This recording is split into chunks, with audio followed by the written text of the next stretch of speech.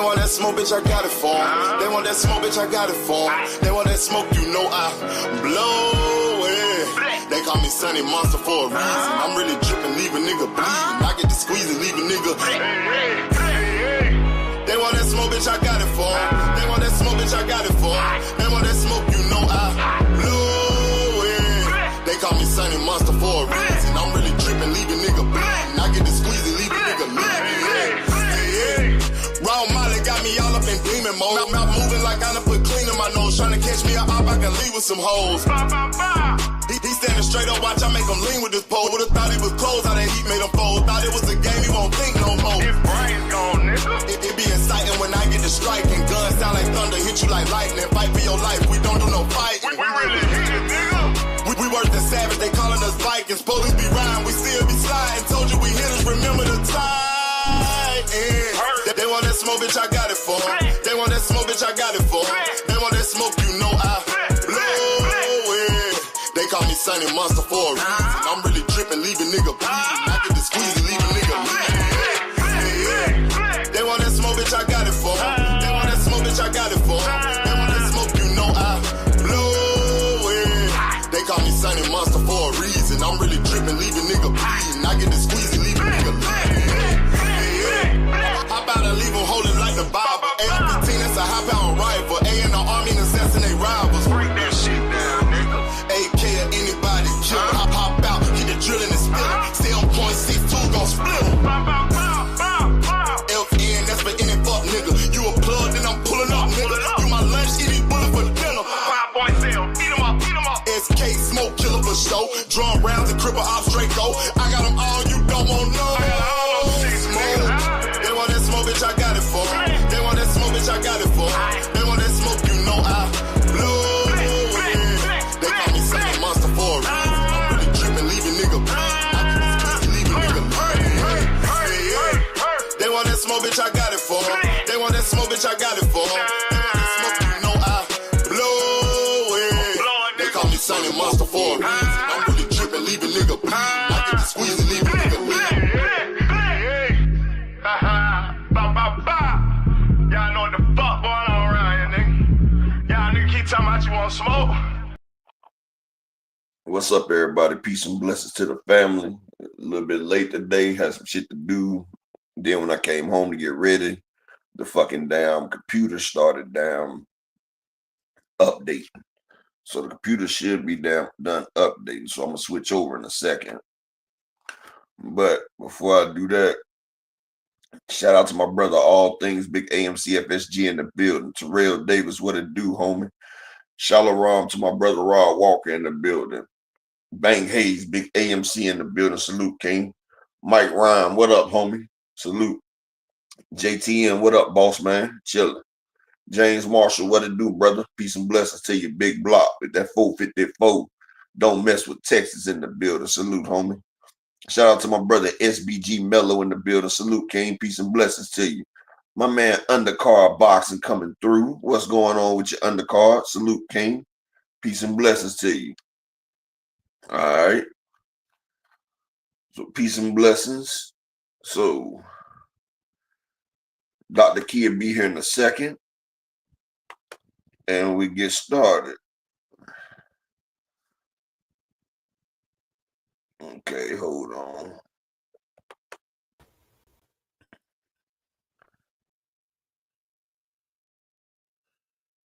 All right, can y'all hear me now still? All right, I just switched devices. All right, now I'm good. Had to switch devices real quick. Desmond Johnson, my brother, peace and blessings, homie. Oh yeah, undercard. It'd be about like 100 and some people in here. We only have about 50 likes because you know a lot of times it be them people in here that don't like me. You feel me? It be a lot of people that be sitting there watching this so they can go back and run and go tell that. Shout out to my brother GM in the building. They like to run back and see what me and Key talk about. So you know after they see what me and Key talk about, then they go do their little stories and ain't no problem with it. You know what I'm saying? You know, let them get off. Let them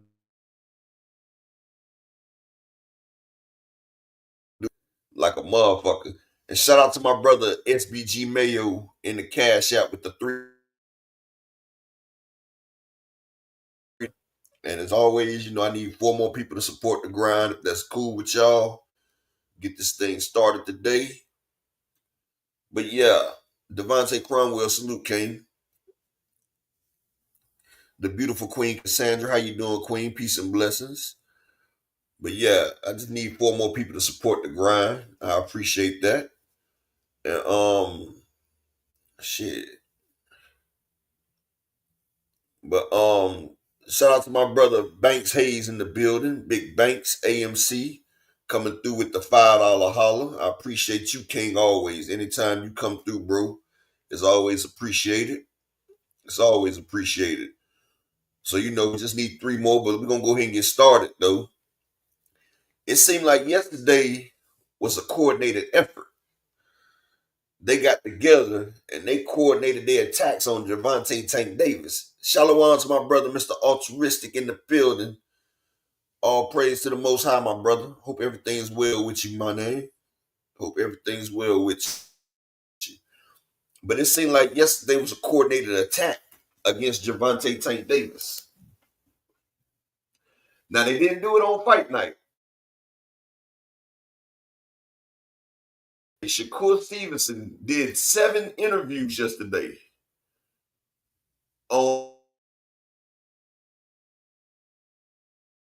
up Gervonta. Bud Crawford does an interview. Bud Crawford is no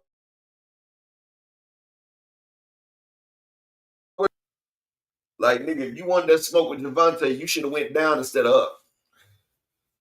But then Bud Crawford comes at him. And then, like, it was just, but hold on. The lady, the myth, the legend. I ain't talking about Lillard. I'm not talking about the motherfucker that was in the garden telling niggas to eat the forbidden fruit. No, I'm talking about the doctor. Mrs. Do the right thing is in the building. Calm down, y'all. Hold your thoughts. Dr. Keys coming through. Niggas, don't throw them draws. I'm out the way. Oh my God. Can you hear me? Hear you perfectly. Salute to you guys. Hope you guys had a wonderful weekend and a Monday. Thank you guys for being here. Y'all could have been anywhere in the world, but y'all here with us today. Shout out to Upper, his beautiful wife and family. He's crazy. Salute to everyone. Hey, Devontae, good to see you. Hey, Rod, good to see you. Hey, Banks. Hey, Texas in the building. Mr. Altruistic. All things my right hand. The beautiful Cassandra. Cassandra, we're going to be talking about Keith Thurman show in the upcoming weeks with his fight, girl. You know I'm going to hold it down for you, queen. Salute to everyone. Thank you guys for being here with us. I truly appreciate it. We got a lot to get to up. Let me just say, since I wasn't here yesterday, damn Catterall, I thought you had it. I don't know what happened, but Catterall, damn it, yo, you got put down. Hey, Rick Timms, hey, Planet, good to see you. He's silly, Planet. He's silly. But I also want to give, you guys know, I want to give dedicate a portion of my show to a couple things.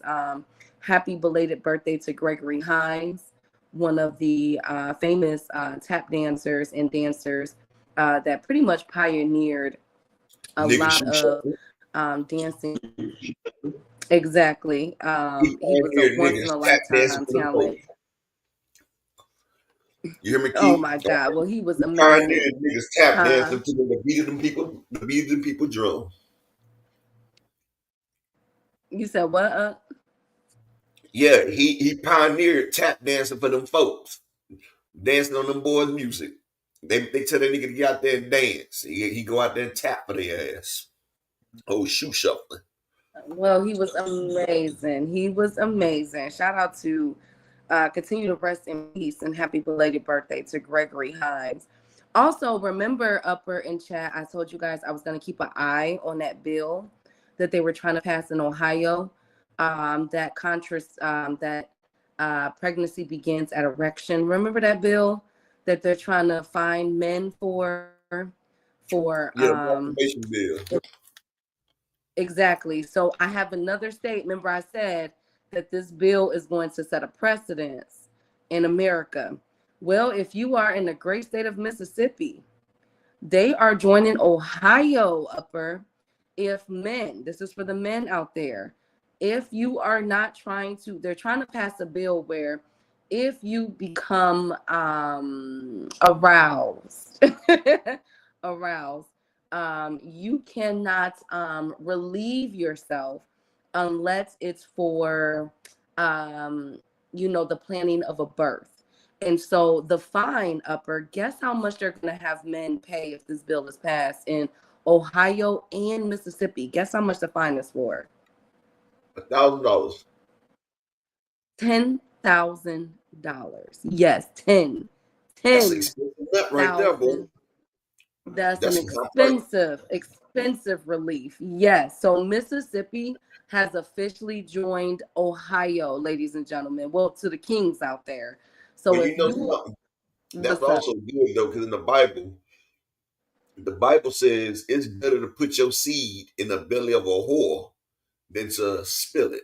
Oh, so that's actually a verse. So now people can stop shooting in the toilet and them napkins. They can get off of motherfucking OnlyFans.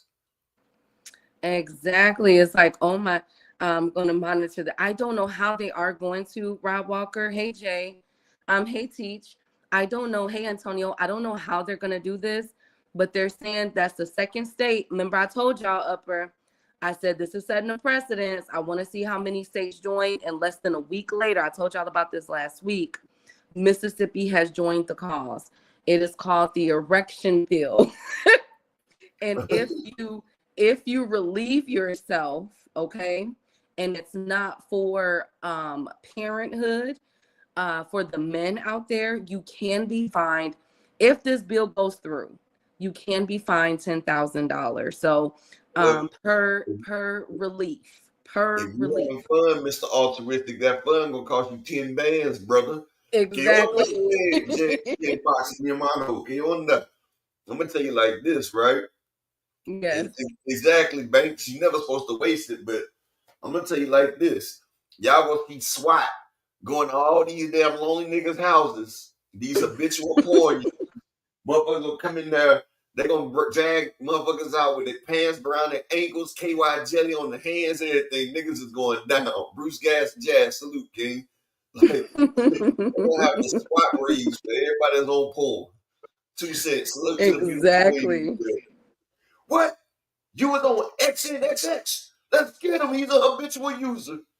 Yes, but I do want to point out though, if they're going to change that for the men out there, which I don't think that they should be monitoring our bodies when it comes to certain things like that. But I will say, if they're going to start monitoring the men bodies out there, then they need to change the laws nationwide, because there are several states that still do it.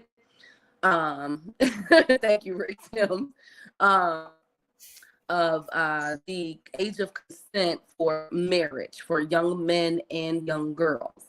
So they need to change it, a complete overhaul for that, because in some states, parents can consent to a young girl or man marrying at the age of 14 years old. So I think all of that needs to be changed if we're going to keep it 105. You feel me? But yes, if you I've been in the building. Key. They also salute the teach. Also, they need to get a woman whenever she rub one out. Niggas act like niggas are the only ones that rub it out now. Ain't no more roses. Ain't no more wash machines. Ain't no more Yeah, women get down just as bad as niggas do now. Trust me. I live with one. Like shit. Yeah. They gotta put something down there. Like, woman, if you're not trying to catch something, if you're not trying to catch a hot load, then you can't smack it off either, so we can call that swiper no swiping bill. Bruce Gas, yeah. Bruce Gas, I tell y'all about things that's going on in the legal realm. That's how I start, certain times. So I told you guys about, I told the chat about this last week, and I said, y'all think about this, more states are going to join. It started out in Ohio. The newest state to join this bill is Mississippi. Upper chat, all they need is a couple more states to join this, and we're looking at a Fed case. Okay. We're looking at a Fed case. But that's Negro here nor there. Hey, Cam J. Good to see you, King. Hey, I'm busy. Salute. Good to see you guys. Hey, Mr. Pry. How you doing, King? And my last thing, who I'm dedicating a portion of my show to, shout out to Jay-Z. Charges dropped like I knew it would. And he is suing Tony Busby for the charges, these frivolous charges that he was enacted. If you didn't know, a couple months ago, Jay-Z was charged with Diddy with a civil lawsuit regarding relations with the underage girl at the time, occurred back in like 2000, 2001. And she did an interview and the stories was not matching. It seemed a bit cap. And Tony Busby, it came out that he did not properly vet this client. And so they dismissed it with prejudice. So he cannot refile against Jay-Z. And Jay-Z has officially entered in a countersuit where he stated, and I quote, he does not wish this on his worst enemy. So shout out to Jay-Z. Shout out to Jay-Z. He was found not guilty, and he is suing Tony Busby and his law firm for a made-up lie and lawsuit. And I like to speak on that. That showed me how involved Jay-Z really was in that, because this shit would have never happened to Puff Daddy if he didn't sue Diageo. When he went against Diageo, that was the downfall for him. Shout out to the beautiful Queen Raina. Jay-Z still knows how to shoe shuffle and do what the master tell him to do. But oh my God. No, I'm being honest though. But that girl, she got paid off. Tony Busby got paid off. No, because they got a lawsuit going. No, there was no settlement. It was I let you say everything you had to say. Let me say what I have to say to you. All right. If you notice, she just came up on a large sum of money, and what they're doing, this is called trying to clean up the image. If anybody knows and you do some digging, you can see what they doing. They about to make it seem like it ain't have shit to do with Jay-Z. They had somebody else pay it off. And then after that, they had that girl go on TV and make it look like it was no possible way that it could have been Jay-Z. So it can get all the allegations off of them, because her story switched all the way up when they put her on TV. And anybody know, and don't be sheep people, that woman went up there and did everything she could to mess up her case. Everything she could have done to mess up that case. This is showing the right hand and making the left hand hold it behind the back. But it's all good. This ain't the first time. You know, we got Foxy Brown, we got Beyonce, we got Rihanna. Jay-Z loves them young. But this time, y'all some haters. Oh, that's all. We just keeping it real. Haters. He was not guilty. Salute to the beautiful Queen 2 Cents. Make sure y'all subscribe to my girl channel. Salute to the beautiful Queen Raina. How you doing? Windy City. How you like this weather, King? Man, I'm out west right now, and this weather ain't no joke. Hey, GM. Hey, Banks. Okay, GM. Okay. All right. Thank you, Upper. Let's get to it. I got to give y'all the wokeness. Thank you. Shout out to my brother Slogan One. Windy City of Sagan salute. You see, they asked Dame Dash about it. James Dash talking about, nigga, y'all know Jay-Z. Don't ask me no shit like that. Y'all already know the answer. Anyways, all right, let's get into this boxing talk. Jay had talked about, hey, Slogan. About Shakur Stevenson, Upper. Let's start there. Housekeeping. This Shakur and Kid Austin fight has reached new levels of ghetto, ratchet, pettiness all together. So the newest accusation from Kid Austin Sr., are you guys ready for this? The newest accusation. So remember, Shakur was accused of his team was accused of tampering with Floyd Austin Sr.'s and Jr.'s car. They were accused of tampering with the passports, having FBI reach out to them about possible trafficking allegations. Yeah. Shakur has been accused of weight bullying, being on steroids. And guess what the new accusation is, you guys, for Shakur Stevenson? It is claimed that Floyd Jr. was poisoned. All right, Schofield. All right, that's Schofield. And this shit right here is ridiculous. They said that Floyd Austin Jr. is officially poisoned. This is today, you guys. Floyd Sr. said they poisoned my son. Is this snack work? Shakur message lady wiped the cream on my son. So it is being, Floyd Sr. is accusing them of now poisoning Floyd Jr., Floyd Austin, Kid Austin Jr. What do we have to say about this? This fight is 4 days away, ladies and gentlemen. So much so that he was poisoned, Upper, that he did not show up at the grand arrivals for the fight, Upper. Kid Austin Jr. is poisoned, allegedly. Man, Auntie Schofield crazy, dog.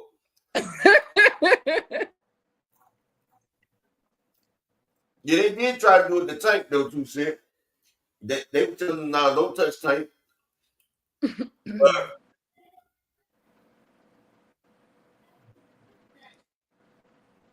What do y'all think, Upper? Hey, Peacock.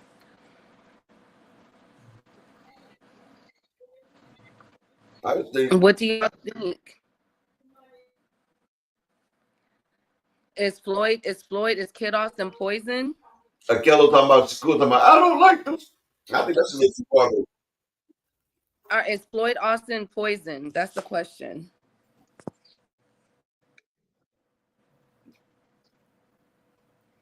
Huh?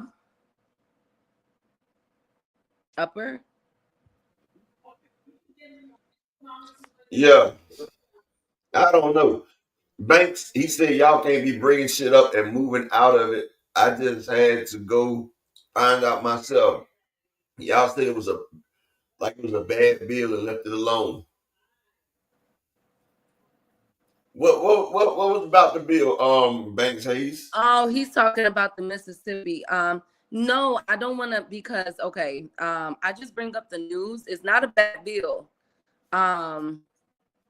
Y'all said like it was a bad bill and then left it alone. I'm not saying that. Okay, so let me just put this out there. He's talking about the arousal bill for men. Okay. The thing is, Banks, when you begin to tap into things as far as health and everything, it's a chipping away at something. Okay. I'm just letting people know that in Ohio and in Mississippi, these are the bills that are being implemented, and some of these policies and laws have further implications and consequences in the future that they could bring up. Okay. So let's say if this bill is to be enacted about the arousal for men, let's say that they can paint it as, okay, this is a anti-LGBTQ or whatever the case may be. Let's say that Upper creeps out on his wife and gets another woman fertile, right? But he's married. So you do know that in North Carolina, they have a bill where a policy enacted where the wife could sue the other woman, correct? You know that, right? So what this bill could do, yes, the wife could sue the other woman, okay? That was enacted a couple years ago. So with this bill, what this raises is questions surrounding the porno industry. This raises questions around if a man was to relieve himself inside of a woman and a child is conceived, if the man doesn't want that child, could he just be paid a penalty and have no dealings with that child? There's a lot surrounding this bill. That's what I be trying to get you guys' minds to wonder about.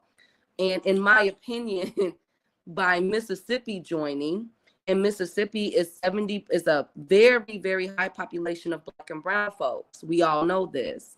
Ohio, high population of Black and brown folks. I'm trying to get y'all to see something here without saying it so that Upper's channel won't get striked. Do you get where I'm going? And y'all know Get what I'm me. going?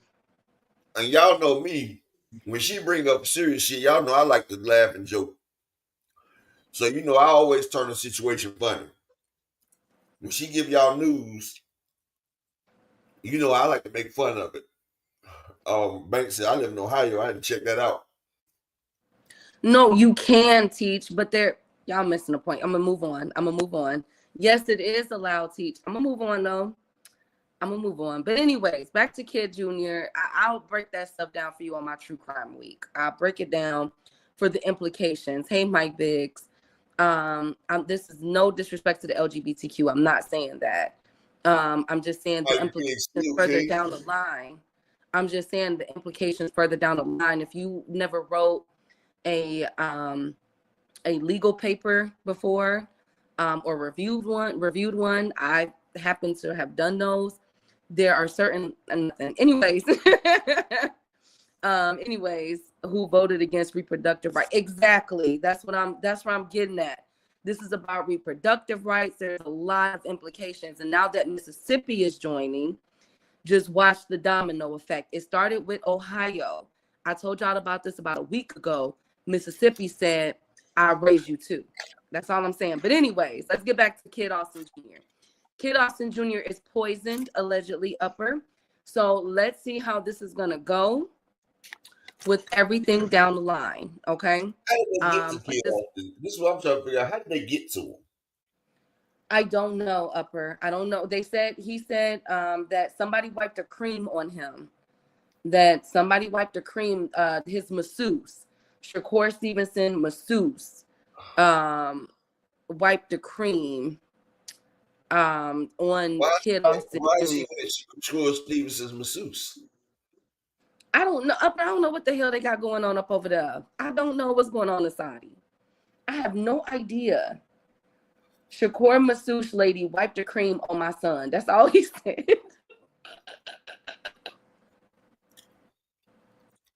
I'm not trolling. Banks. Banks, hit me up on Discord. I'm not trolling. Hey, Richard. I'm not trolling. I don't know 2 cents. I don't know. I'm just reading off what Kid Austin Sr. is on Twitter talking about. That's it, friends. I swear to God. Like, they said Kid Austin Jr. is poisoned. So let's run down the line, okay, Upper? Kid Austin Jr. He poisoned. And then, you know, they said they try to lock you up for selling dope. Like, come on, bro. So this is what we know. First, his car was tampered with. His passport was tampered with. That there was a rehydration clause, which that turned out to be true. And that Shakur Stevenson is on steroids. He's not VADA tested completely, consistently.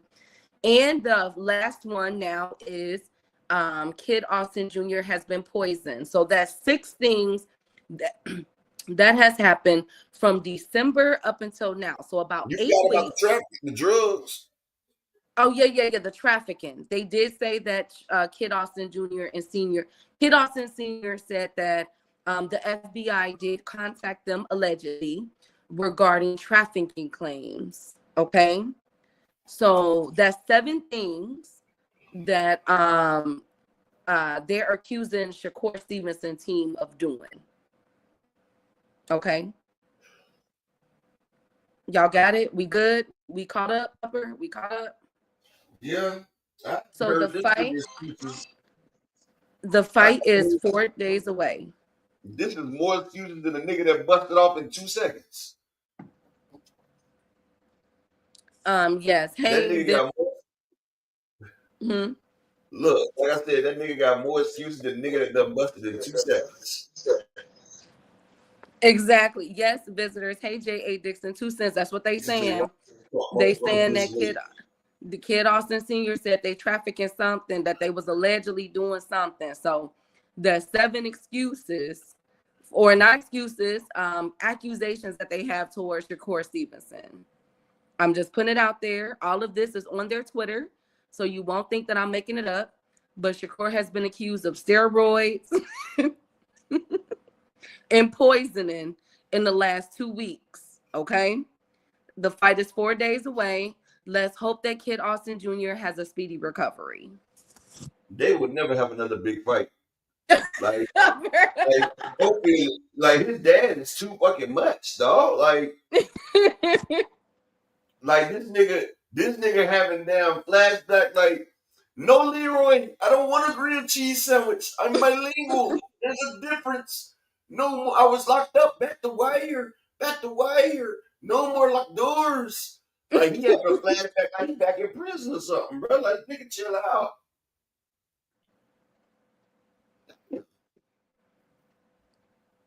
Exactly, Jay Nixon. That's what I said. Like, this nigga make you not even want to down. Like, damn, dog. I'm tired of the fight already. Well, he did not, J.A. They missed the arrivals. Kid Austin Jr. is not at the arrivals right now. I can't confirm that for the Riyadh season arrival ever since the poisoning allegations have came up within the past hour. So he's not there. What's good, Just Dude? Well, hell, I'm trying to figure out if he hasn't even arrived. Where the hell did Shakur's motherfucking masseuse meet him at? Like, God, maybe he got him on a plane up. Bro, this nigga here. This plane, boss, we got him. He was going to the bathroom and I just rubbed him one time. Like, this crazy, dog. Like, oh my y'all God. trafficking drugs, y'all kingpin, they fucked up your passport. Like, God damn. I guess Shakur and Jay Prince got them niggas out here making sure the niggas don't make it. he said that he was on steroids and everything. He trafficking. Oh my God, I'm crying. Bruh. I swear to God, they would not. I swear to God, I would not promote another fight after this.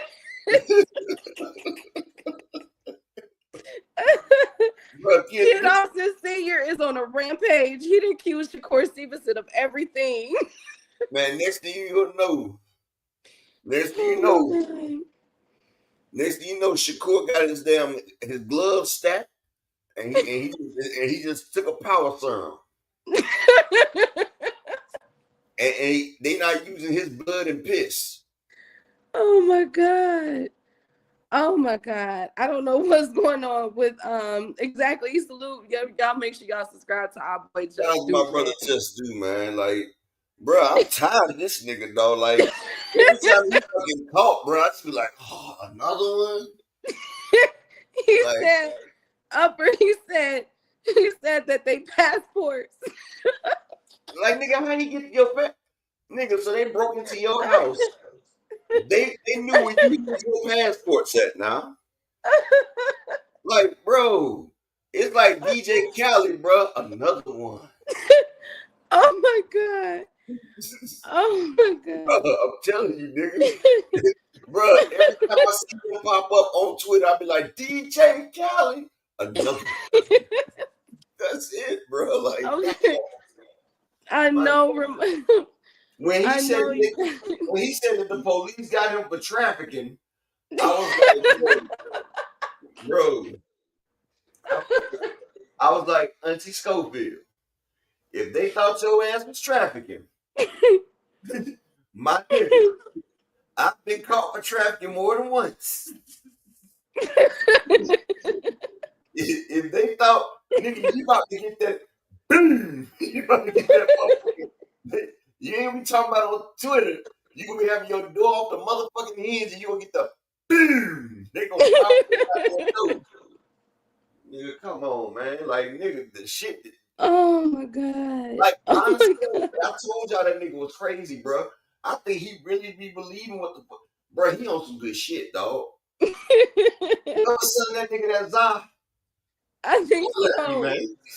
There's something going on. Best friend or something. I'm trying to figure out, like, how the hell did all of this happen within a month? Bro, niggas get busy this month, dog. You like if this was happening in the United States, I'd be like, okay. Man, Shakur Stevenson's team is like Kevin Gates, man. They don't get tired. Get tired. I don't get it. Upper, if this was happening in the United States, I'd be like, okay, but y'all going all the way to Saudi Arabia with all these charges, bro. Just call the fight off. Auntie Scope. Bro, yes, bro. Just call it off, kid. Austin You Senior. scared your son taking an L without telling me you scared. Yeah, I don't know what it is. They started thinking about damn. Cause Raina, like they was like, damn. We were Tank's motherfucking mandatory. We could have got the payday. Now they started thinking about this payday he about to get with Shakur, and he realized they fumbled the bag. Because they could have been Tank's mandatory, and they would have got at least 8 figures. He is gonna sue a kilo because Upper, did you hear? Manager Marty put out the email. Kid Austin Senior gonna sue Manager Marty. I'm sorry. Kid Austin Senior. It's done got so That's bad. Enough. That is enough. It's done got so bad. One of the people that made him famous don't even allow him to come back. He can't even go back to Mill City no more. No, he went to Mill City, but that's when he came out with the trafficking allegations. I thought he said he didn't allow no Mill City no more. He did it. He did it over the weekend. It's up there unless it's an old video. But he said that he is the Shakur Nem team put out the trafficking allegations. And now Kid Austin Jr. is poisoned. So I just I'm sorry, y'all. It's just like, damn, Upper. Bruh. Like, what more can go wrong for this fight? His passport, his car, steroids, trafficking. Oh my God. Man, this fight got more drama than Days of Our Lives and The Bold and the Beautiful together. And we got 4 days, you guys. 96 hours before this fight happens. Is Kid Austin Jr. going to be able to make it to this fight on Saturday, Upper? He's poisoned, allegedly. Can he make it? He was poisoned, allegedly, by Shakur Stevenson. I'm doing the more allegations before the fight. I'm gonna take the over on the set. Okay, I know just before the fight. I know just do. It's just like, man, like he said that he said he poisoned y'all. I never bro, Upper. Do you know who our last fighter that was food poisoned? Ramon Villa. Who remembers that back in the summer? Upper, you remember that? Yeah, I remember when Villa, he was actually food poisoned. He was food poisoned, but he didn't go through all of this before the fight. He just said, look, I ate some bad food. I can't go through with it. And he was back a month later. Like, this is 4 days before the fight, just do. Y'all, we are 4 days before the fight. And this man has went through Upper. He's having a fight for this man is literally fighting for his life right now. Not to mention, he's on life support right now. Wait a minute. What hospital he at? What hospital is Kid Austin Jr. at? He's at blah, blah, blah. And that's an assault so you don't understand it, but it's called blah, blah, blah, blah, blah, blah. That's the southeastern province on the other side of Iran. That's where he at. Oh my God. I hope he's at the Mogai Alawi Al-Asai Izahim Hospital. He's at the Alawi Al-Asai Alahim Hospital on the west side of Iran.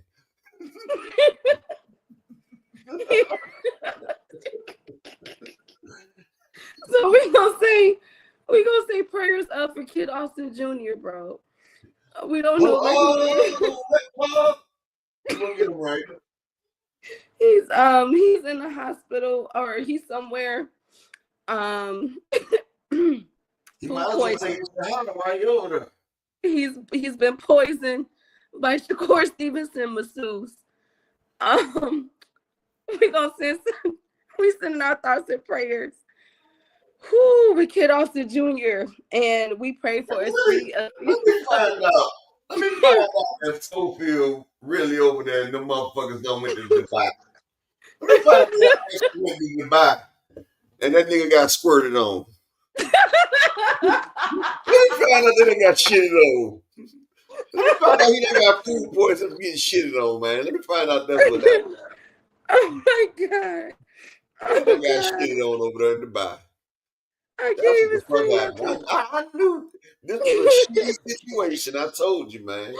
say The shit done hit the fan. Oh God. I told you Auntie Schofield is with the shits, dog. With the bullshit. I'm just praying for a speedy recovery. Oh my goodness. Oh my God. Okay, so let me stop, Lord, please. Okay, so if we're praying for his speedy recovery, and we need that masseuse found. And she better not have a fucking Slurpee with her either. We need the masseuse found on who poisoned Floyd Austin Jr. Damn it, we need to bring her to justice. Her name is Y'all You better bring her ass to America, and we gonna I'm gonna smack the shit out of her. Cause if you real deal did that, you masseuse, damn it, you going to jail. You going to jail. I wonder what type of cream she wiped on him. Oh my God. Was it warming cream? Was it the type of cream that warmed up and put the breath on it?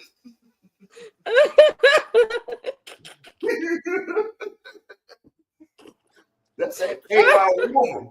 She put that KY woman on to a little Austin. Jay said that was Bibble wife. Oh my God. They got Bibble wife out there gunned up. No, I didn't. This was just seriously funny. I swear to God, because who would have thought that he would have said, this is coming upper. Kid Austin Jr. did an interview the other day. He was talking big stuff to Shakur Upper yesterday, right? Yeah. I'm going to do this, I'm going to do that. And to have his father come out and say that he was poisoned by Shakur Stevenson masseuse, and that he didn't make it to the arrival, that tickled me. I don't know why, because we just saw you just do. I know you saw it. Y'all saw them. Like, Kid Austin was talking that stuff upper. Man, Kid Austin was on his gangster. I was like, okay. I said, okay, KK. I said, you about to go in there. He about to put hands on Shakur. It's just Shakur masseuse put hands on him. His hands got transferred. See, he was going to transfer his hands to Shakur, but Shakur's masseuse transferred her hands to Kid, and he transferred to Alihi Al-Wasad Memorial Hospital. So, you know, with fighting food poisoning for his life. So, you know, hey man, shit go down on the east, baby. It's the east. I'm so sorry. I'm so sorry, y'all. I'm so sorry. You know, I don't know 2 cents. It's the Middle East, baby. Hey, Fareed, I don't know why they would poison him today. 2 cents. I don't know if I'm going to what. I'm just saying, like, damn. That nigga got poisoned with a bunch of nerves. That's the fuck he got poisoned with. That nigga got the bubble gut. He had butterflies in his gut. And the damn realization of all that bullshit that him and his dad been talking for the last 2 years about tank and all that shit starting to come to fruition. Like, yeah, nigga, you can pump fake for so long. Nigga, you been tricking the game for too long. They been tricking the game for too long. I just can't believe it. Like, this is crazy. I've never seen an MF of this scary. I know he ain't poison. He just had a bad batch of muscle milk. I don't know what it is. That was that fucking badger milk, bro. You remember that panther Oh milk my that they had on God. that movie, The Animal? That panther milk. That's what it was. I just never seen. I've whoo, all of this for a fight. Y'all got 4 days. Let me tell you something, Kid Austin. You better have your ass in that damn ring at 4 p.m. sharp. Damn it. Key, that You nigga better got hit have in that, your ass in that that ring. Key, that nigga got hit in that Tony Soprano. That nigga having an anxiety attack. Oh my God. Gotta analyze this. He had to. No, I swear I'm not high, y'all. This is just hilarious to me because God damn. Now she ain't high as the fact that Schofield come out with something new every other damn day, dog. Yes, he's been coming out with everything from them messing with his car to trafficking to steroids. It's been something every week, and this is the last straw for me. Now his masseuse, out of all people, not security, Man, not Jay Prince, not none of them. His masseuse poisoned him. His masseuse. So you see the one thing what Kid Austin was doing, right? And his Austin was trying to talk on the thing. Empty Skull was like, hold up. Like this. Upper, you going out? Couldn't even cook. Like this nigga couldn't even finish cooking his goddamn food. I said that nigga couldn't even finish cooking his goddamn food. He had to be in the shot. Like, nigga, what's up? Like, nigga, it is not your time to fucking shine, dog. Like that nigga right there, man. Right. How can a masseuse poison you, Jose Diaz? We trying to find that right now. I'm trying to find out. Them creams that they got that clear fluid. She done hit that nigga with that motherfucking liquid anthrax. Oh my goodness. Hit him with that Corona 19. Oh my God. Oh my God. I know. I'm gonna tell you what it is. They hit that nigga with that bird flu because he trying to duck.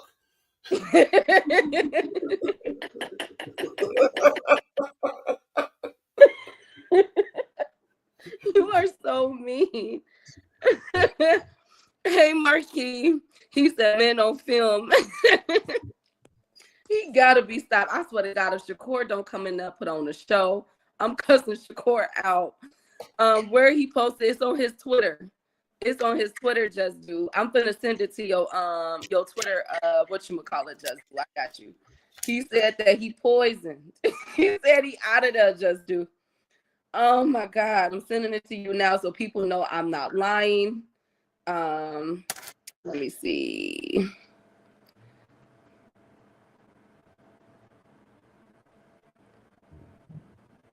Anyways, I'm sending it to you now, Just Do. But okay, so on to the next housekeeping. Oh my God. Okay. On to the next one. Hey. Yes, Upper. Norman Senior fight. You said what? Tell me you seen the boxing match between Brian Norman Sr. and Greg Hackett. I'm not shut up, Upper. I'm not being messy. I'm not.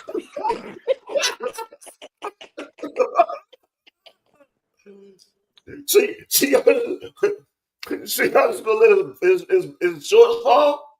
So pull up his shorts. Upper echelon. So the reason why he loses because you won't pull his shorts up. You are so. First thing that nigga said, man, my feet was sliding.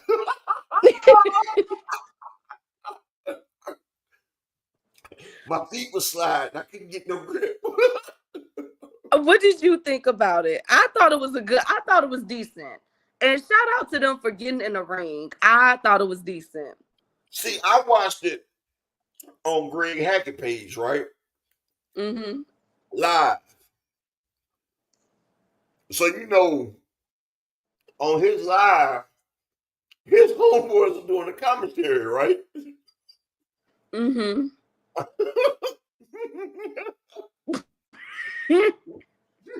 Man. But we're not doing this today. We're not doing this today. I'm not gonna have y'all do this. First thing Greg Hackett said when the fight was over, man, I kept slipping, man. I couldn't get no grip. I couldn't get my grip on it. Not doing this with y'all. Look, his homie talking about, ref, pull his shorts up. Pull his shorts up, ref. So you can go let his box trucks fall down.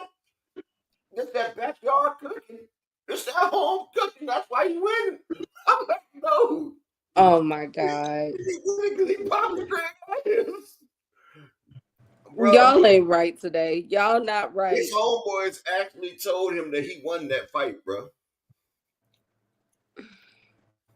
Well, I want to say at least they got in the ring. The positive out of all of this is at least they got in the ring upper to handle their differences. I'm just talking about out of Greg's 20, Greg is 3-24. I bet all 24 of his losses, his homeboys said. Exactly, Raina. He's talking about my shoes were slipping. Man, I'm about to pull that shit up so y'all can see the end part. No, upper. No, we're not doing this. No. Now look. Banks, log out. I'm done with y'all. Everybody log out. I just want to show the back part of it. Yeah, I just want to show the end of it. Oh my God. Just let me show the end of it, though.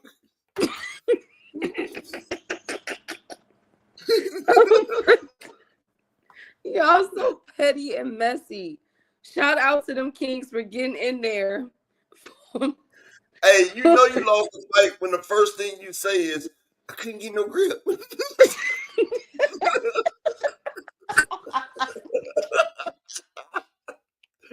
That's when you know you done got your ass whooped. Yeah, man, I couldn't get no grip. Oh my God, no. We're not doing this. We're not doing this. Hey, go, T. Go wing your shit. But this is over. Oh, good game. You smooth, Houdini. You smooth, Houdini. Uppercut, slip that joint in while he falling. Like, while they falling, just throw that joint. His sword, bro. He's a dickhead, yo. They got him from anywhere. He worked for Norman at the shop. You know that. You know he worked for Norman at the shop. He changed oil. Like, come on, dog.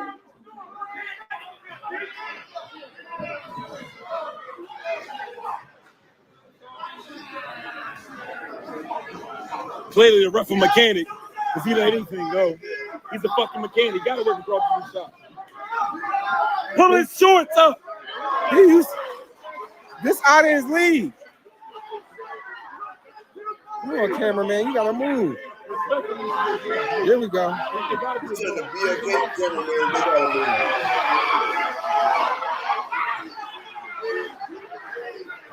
Go under, Jay.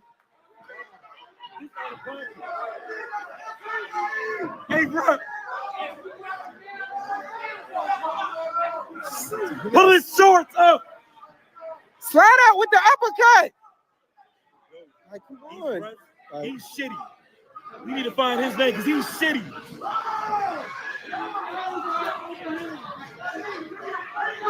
Hey, got my man half naked. Hey, ref, his shorts down. Come on. Hey, ref, his shorts down. We in Atlanta, you know these. Like, come on, you know how they play. You know where we at. You forgot. I forgot. Yeah, you already know where we at. You know what's going down. I forgot. Hey, they try to blame it on being in Atlanta. His shorts is down.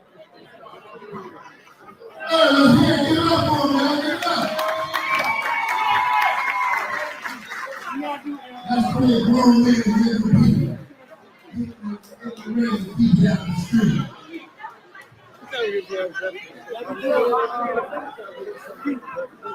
Take the camera. Look good, T. My feet was fine. You still look good. He was out in the second round. I just want to know who's the title. My feet was fine. Who is the title? Let's go. Because he was shitty. Hey, Keith, that nigga say, this is when you know you got your ass whooped.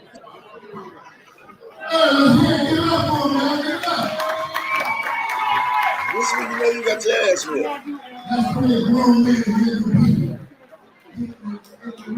We can make an excuse.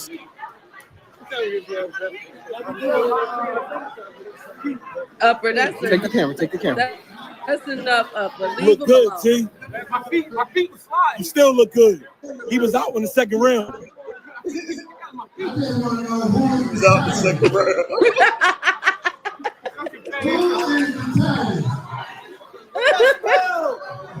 He was out in the second round, Keith. Hey, get a good angle. Hey, when you got niggas like, hey, look, this nigga actually fixed his mouth to tell Greg Hackett he was out in the second round. Nigga, why my niggas ain't that motherfucking lawyer? Them niggas was right. What the fuck they were looking at? Shout out to Philly. Greg the whole goddamn fight. Them niggas talking about pull his shorts up, man. Oh, that's how they like it in Atlanta. Greg. Oh Yeah, gosh. man, he was out the second round. He was out where? He was out on Greg Hackett on the second round. I need those type of niggas that's gonna crash out, boy. Shout out to Philly. Right there, bro. Oh my god. Nigga, whether you right or wrong, they coming. Like, nah, Up, you ain't get your ass whooped, you just fell. Hey, I was sliding. My feet was sliding. It wasn't a fair fight, you just fell, Up. Exactly. It was because my pants fell down, man. You know how they like it in Atlanta. Oh god. You ain't get your ass whooped. You didn't, Up, you just fell. It's like, look, Keith, they put oil in the ring, dog. They put oil in the ring and kept slipping. I kept slipping. Hey, I checked my boy too. Shit. Oh my god. I kept sliding. He said, I wonder how many cheesesteaks. You still look good though, Greg. I swear to God, Up, but that'll be me when you get in the ring. Like, Up, nah, you connected, Up. You did not miss those shots. Hey, but Key, it was my shoulder, man. It was my foot.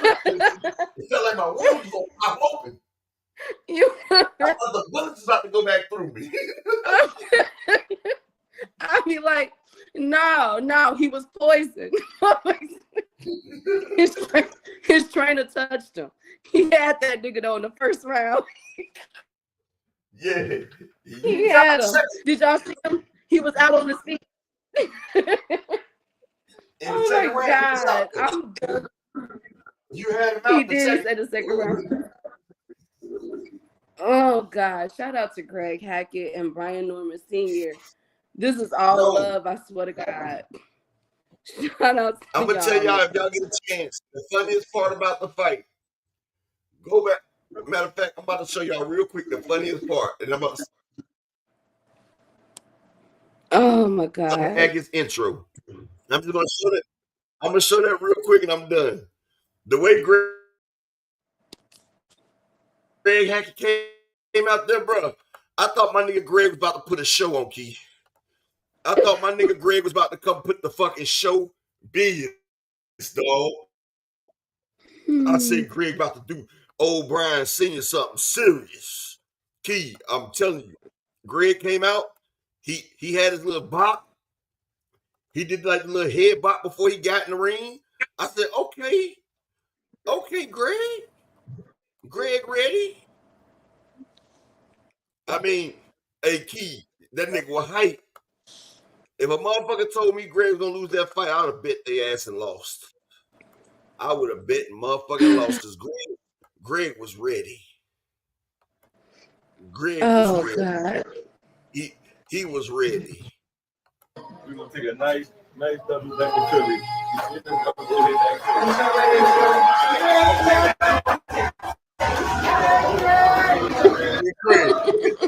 confidence. Put on for the city, baby.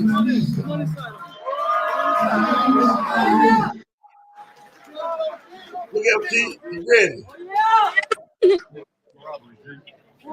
Quick shit.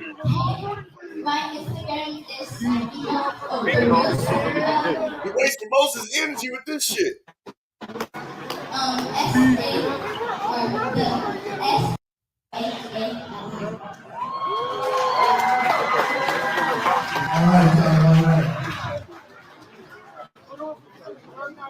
All right now.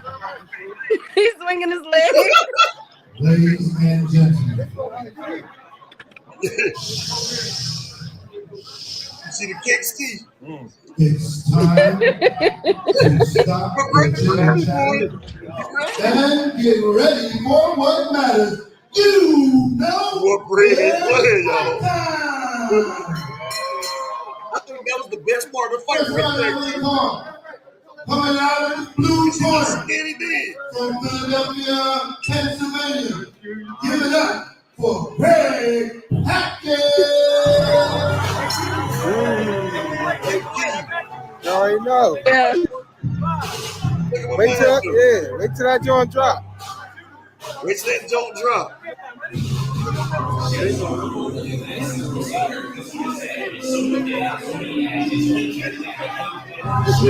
I don't need mine. Those until they behind. I know he gone. Right to the highway. Hey, Keith, watch what he do at the ring at the rope. Watch his little move he do at the rope now.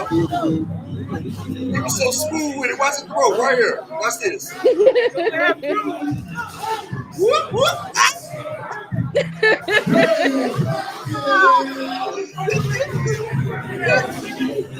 He killed. Did you see the move? I don't need mine. Those until they behind. I know he gone. He did a motherfucker. Right to the highway. Oh. He did the Roy Jones.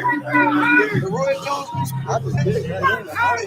Back off the driveway. Yeah, watch it. Feel like you did the Watch it. Here you go.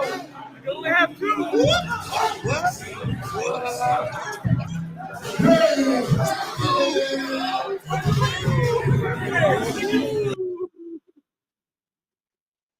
Oh my God. Shout out to both of them. Shout out. I just knew that Greg was going to win. I was like, Greg got to win this. Shout out to both of them. Shout out to Greg and Brian Norman Sr. for handling in the ring. So next up is Southpaw.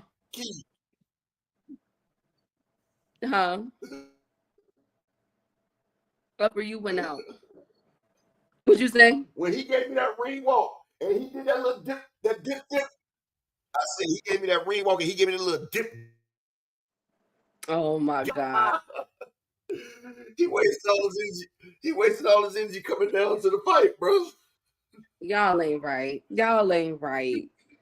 Oh God, y'all ain't right today. Log out Rob, log out Banks, Kilo, Jay.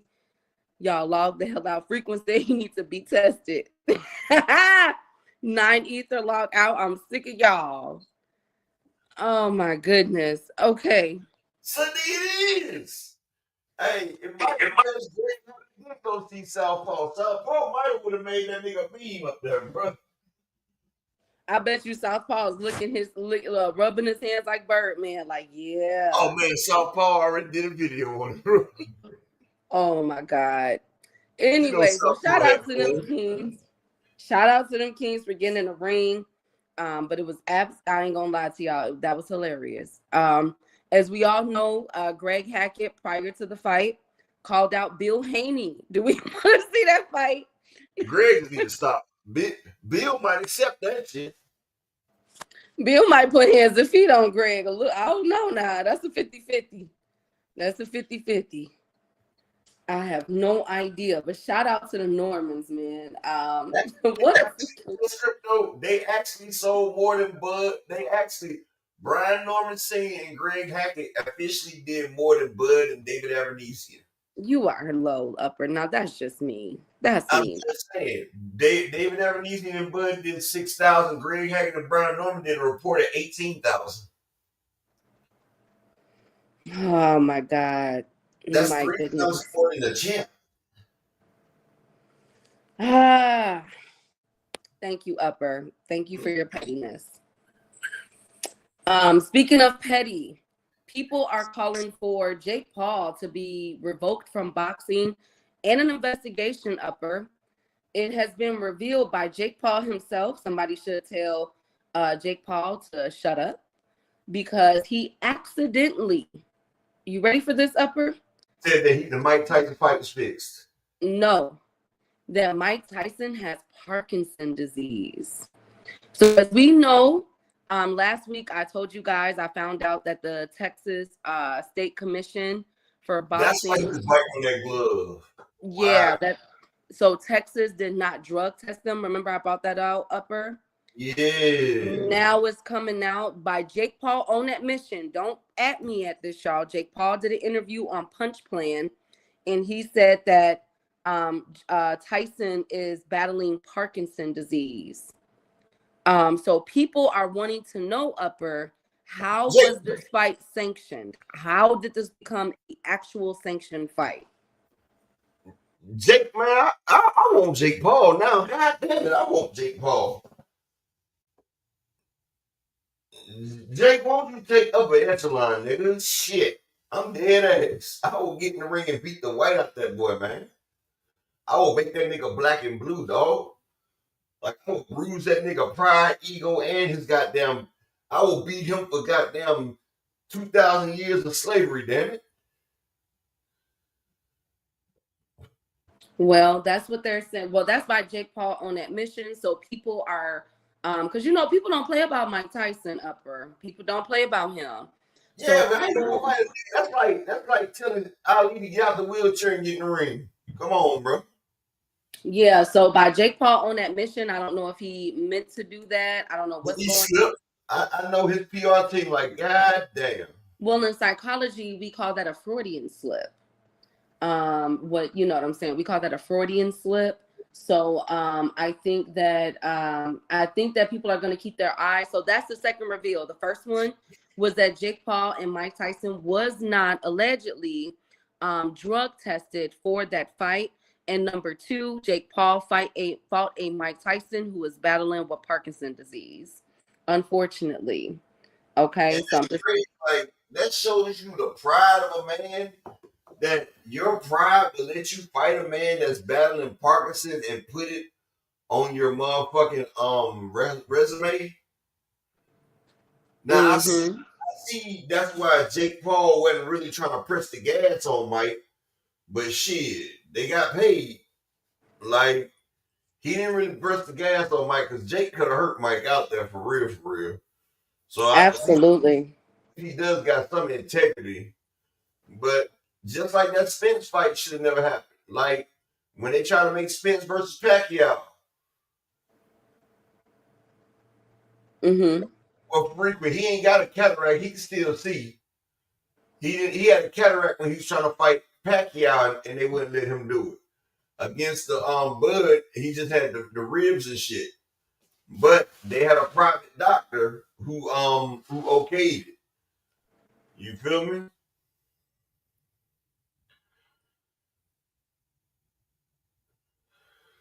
Hear me? Can you hear me? I can hear you great. I can hear you. Okay, yeah, that is true. So I'm gonna keep my eye on this. This is developing news. A lot of people are upset about this, and people are wanting to know how was that fight sanctioned in the first place, and should it really, truly? Because remember, this was betting odds, and it was counted as a record. They should give us our motherfucking money back. I will be expecting a return to my motherfucking DraftKings account. So let's see how this goes. Absolutely. Let's see how this goes. Another thing that's upper, what they're and I want to say that don't be surprised if they're now moving forward, looking at more closely at how these fights with Jake Paul is being done. That's why he was walking around with his ass out. He thought he already put his boxing shorts on. Upper. Oh God, upper. That's what the fuck happened. Hey, can I get 3 more people in the Cash App? Support the grind. Either the Cash App or the PayPal. Support the channel, people. Can we get 3 more people to support? That's why he was twerking around with no goddamn shorts on. Mike thought he was in a motherfucking Beyonce video. H Money. Oh my God, you are mean, upper. Nah, because one was lost money on that shit. Oh my God. Speaking of money, Xander Zayas with his KO win over the weekend. He has his eyes set on a championship bout. Do we like it? Xander Zayas has officially called out Fundora. What do we say, y'all? Now we know that Fundora is fighting in March. I think that's damn near 50-50 fucking fight. Because, like I said, I don't think Fundora is that good, honestly. Well, he is saying that Fundora is next. But, however, if we are to believe rumors and whispers that I've been hearing, Earl Spence still wants that Fundora fight. But we know that Earl Spence is no longer ranked in a 154 division. So that does leave somebody like Xander Zayas, who is top ranked, top 10 in about 3 of the sanctioning bodies, 2 with Fundora, wide open. And he has officially thrown his hat in there with Fundora. Do we want it, though? What do y'all think, Upper? Is that a main card fight? Is that a co-main event? What do we think about that? Well, one thing about it, PBC don't duck no wreck, so they'd make the fight. If this was top rank, it wouldn't be no fight if they had the belts. You feel what I'm saying? Yeah. First, let me shout out to my man, that dude named Dave, with support. $5 holler in the Cash App. Appreciate you, King. Hey, Dave. And shout out to my brother, Mr. Altruistic, coming through in the Cash App with the $10. Make him say holler, the chicken and biscuits with the waffles on the side. Appreciate you, King, for always supporting. I just need one more person to support the grind for the day, and we reach our goal for the day. But when I told you before, I don't think Fundora is one of them daggone top tier fighters like that. I really don't see him like the other people we talk about. But Xander still, I feel like he's still a little green. That'll be a decent fight. I would probably say it's like a 60-40 fight. But at least he's not trying to duck the wreck. I like the fact he's trying to go for it. Exactly, J. Dixon. Nobody calling for merchants out there. He's like the Baturier for 154.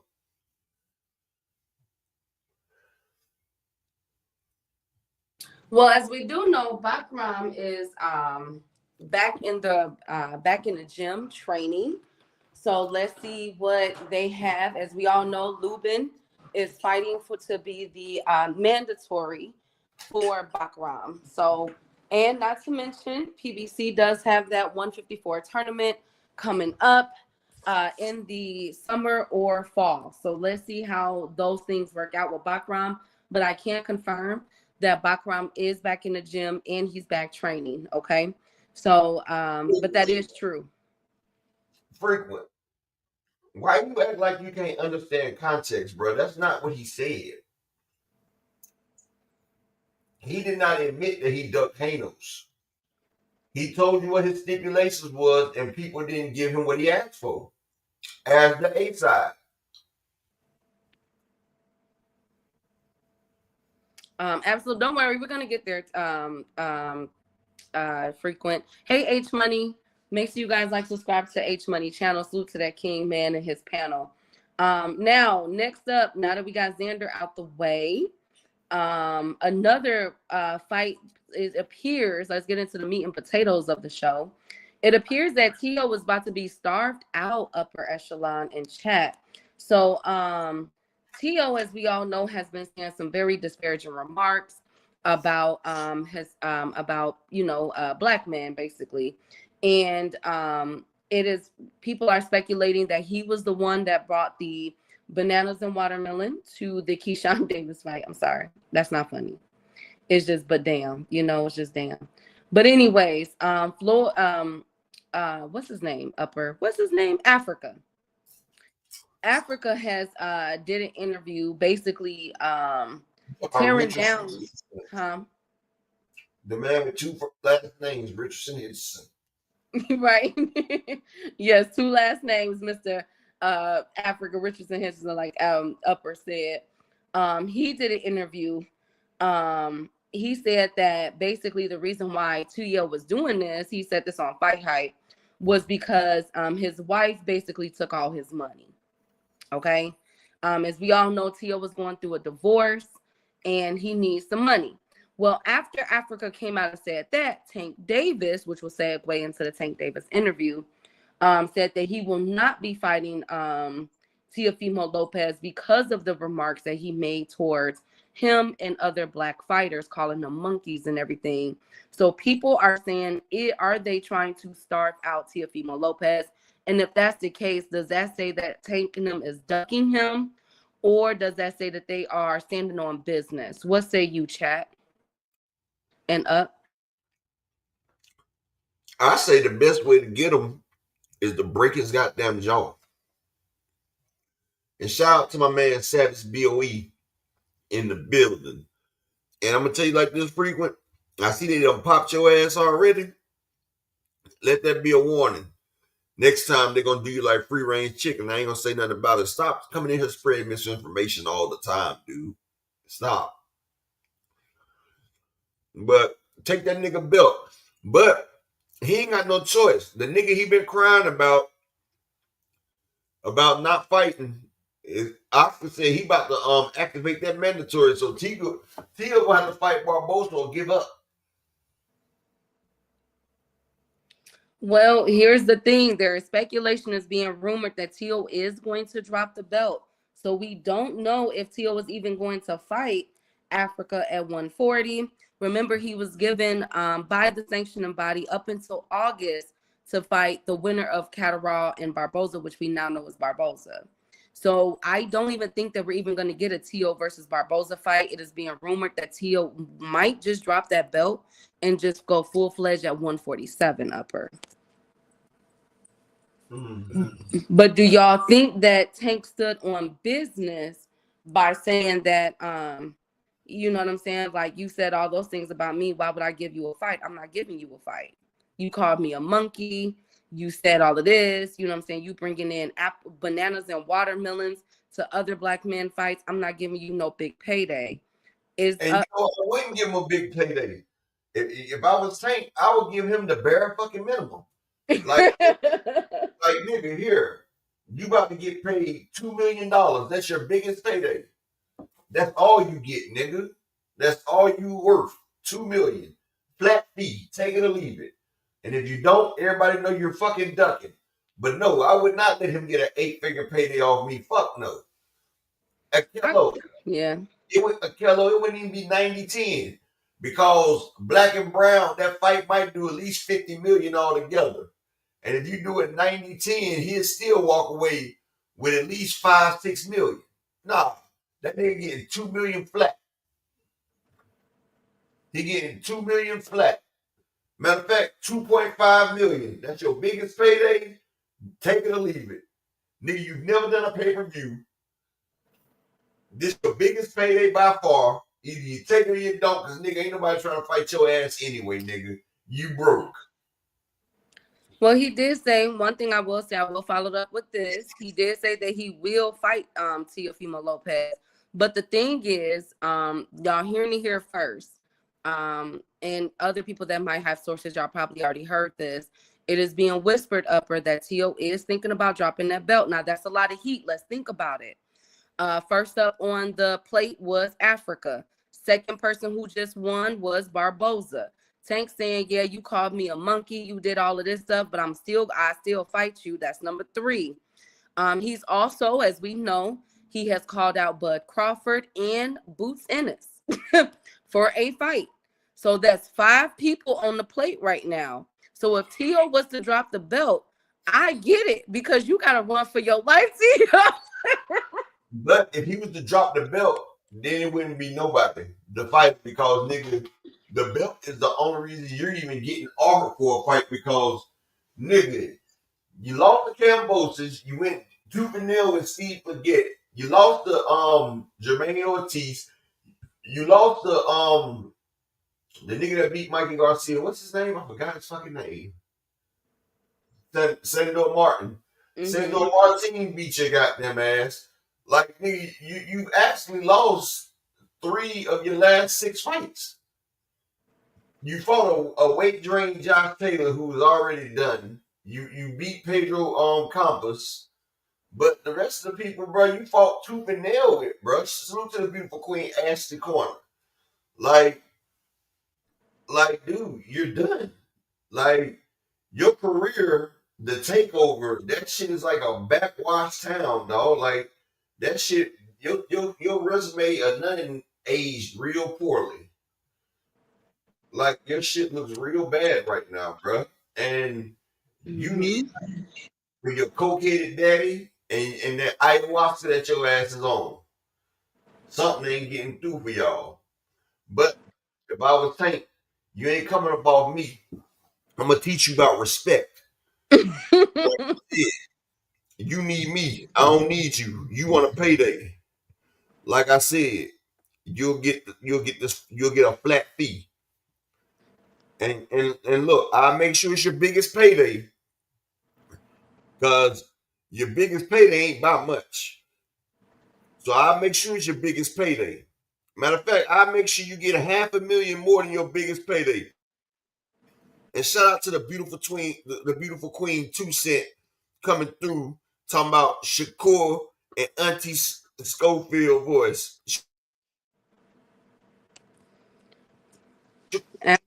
Like Tio, you want this motherfucking work, you gonna get this shit for a discount. Absolutely. I definitely cordial and respectful, but then you want to go to race.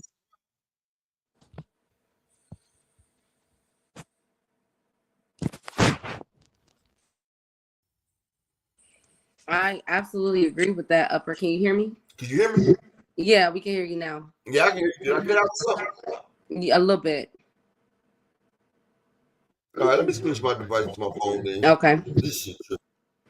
Hey 2 Cents, hey Opulent, hey Marcus, hey Savage Bow.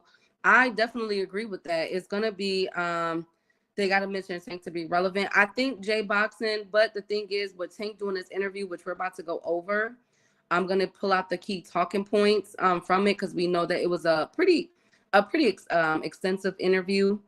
One thing I respected about Tank was him letting it be known that he did not. Oh, go ahead. Shout out to my brother LaMarcus Robinson in the building. But like I said, like T.O., I would give him his biggest payday because you know it is a fight that's going to generate me money. Like the most I would give him is $5 million because he is going to generate me some money.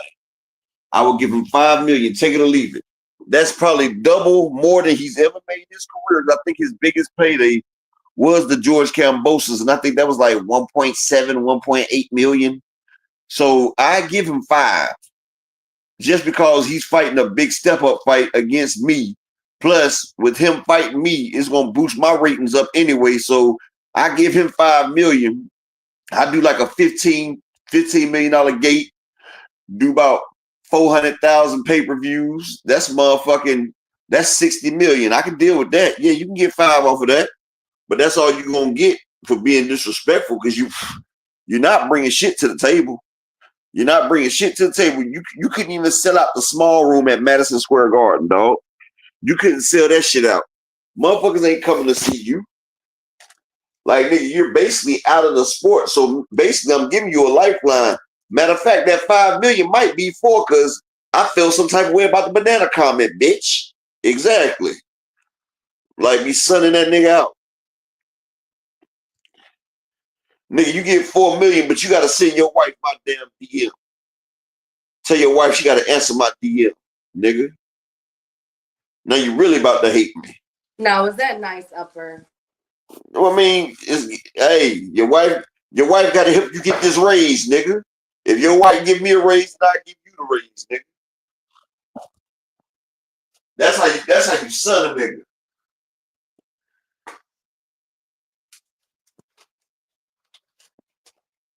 If you talking, I can't hear you, Yeah. G. You said what? I said if you was talking, I couldn't hear you. I think you cut out. No, I had muted while you were talking, so you won't catch Oh, the okay. background. But I'm just saying, like, I get it, and I agree with what everybody is saying. But I just want to make something clear to everybody, because there's this all talk about now it's Tank is ducking Teofimo Lopez, and one thing that Upper and I do consistently is call out the fighters that people are not wanting to fight that are on the table for them. And as we all know, as our day ones is up in here for the past several months, Upper, and Upper can attest to this, we have called out about 7 fighters that Teofimo Lopez have turned down. Everybody from Myquan Williams to Brian Norman Jr. To Alfredo Santiago. He has turned down several fights, so much so that that Bob Arum has came out, if you guys recall me reading what he said, that, we're trying to give Tio these fights. He keeps saying no. And so I said Tio was wrong for trying to sue Bob Arum. Remember when Tio was trying to sue them? I said, I don't understand how they will win in court, because I know for a fact Tio was given an option twice of 3 fighters, and he turned them down. You know what I'm saying? So a promoter can only make you a promoter can only offer you these fights. They can't make you get in the ring. So when all of this talk about, Tank is ducking Tio Houseway, Tio was given an ultimatum by the sanctioning body. It is looking like Tio was going to duck. It is also looking like, I don't know if the negotiations between him and Africa is going to go through. But if it is, I'm excited to see the fight. That's a really good fight. If they can, Turkey can pull it off in Alcatraz. Remember, we talked about Turkey saying that he wanted Tio to start off his 2 or 3 fight deal in Alcatraz. Let's see how that goes. But I'm not putting too much credence. I've always told y'all, put an asterisk by Tio's name, because he's called out all these fighters from Boots to Bud Crawford to Tank Davis to Brian Norman Jr., and all these people. But when he's offered an Alfredo Santiago, when he's offered a Myquan Williams, in the background, he says no. If you can't get in the ring with Myquan Williams, who's a very good fighter, or Alfredo Santiago, who's a very good fighter, you think I'm going to give you any credence to get in there with a Boots, Tank, or Bud Crawford? Stop it. It's done. It's done. He's going to drop that. I think so too, B-Dog. I think that I'm calling it now. I heard a whisper that he's thinking about it, but I'll be surprised if Tio was still the champion at 140. And if that's the case, then if he drops that belt, it's probably like a 30% chance that we'll get Tio versus Africa. But like me and Upper said, is no shade or shame that Tio, we've been knowing, Upper and I, that Africa was giving Tio the business and sparring. We've been knowing that Barboza been giving Tio the business over the years. You know what I'm saying? Hey, Cash Crypto. We've all heard the stories, and we've all seen it in real time of Tio deny Barboza that fight for a couple years. Upper will tell you that. Or a few or several months, excuse me.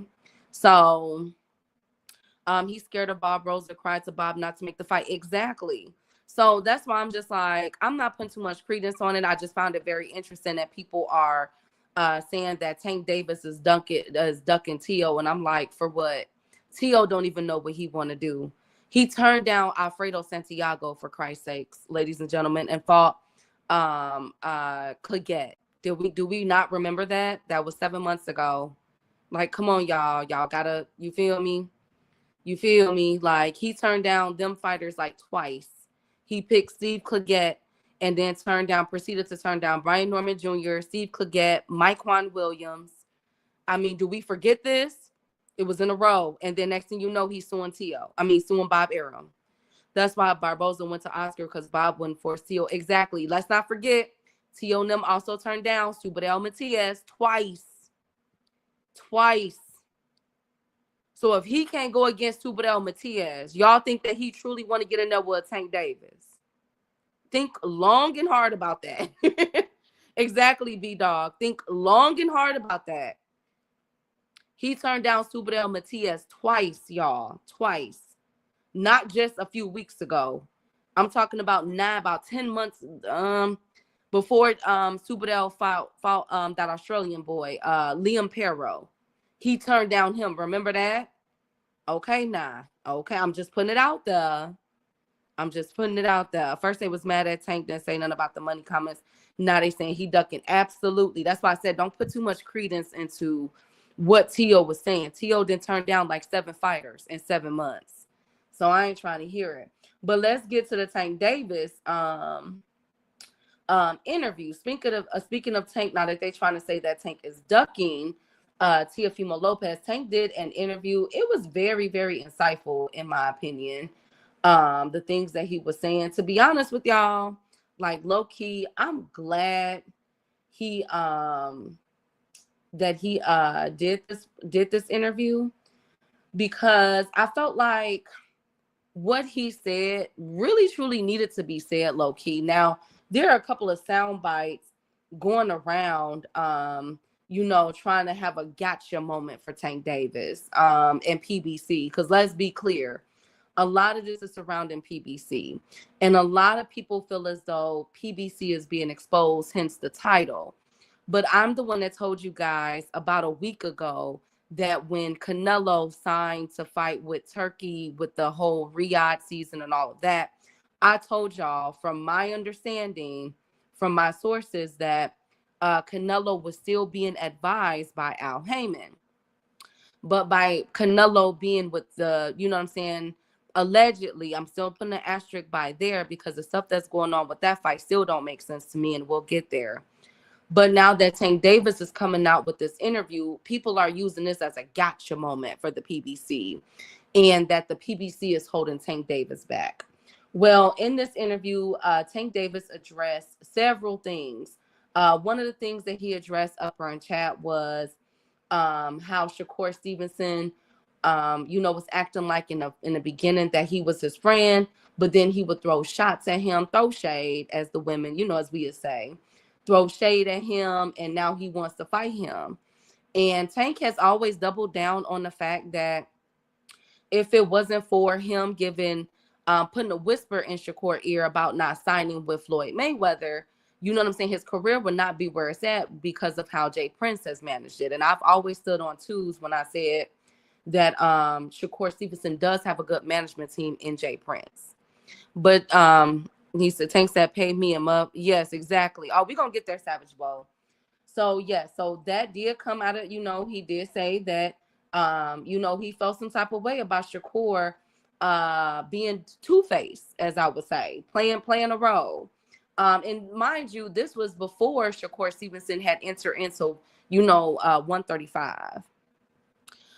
So that was that. Another thing that was said that was outlined with Tank Davis in this interview, of course, was the Teofimo Lopez one. He also talked about Floyd Mayweather, where he said, and here it is, where remember when Floyd wanted him to fight Pedraza, and they said that he was trying to set him up.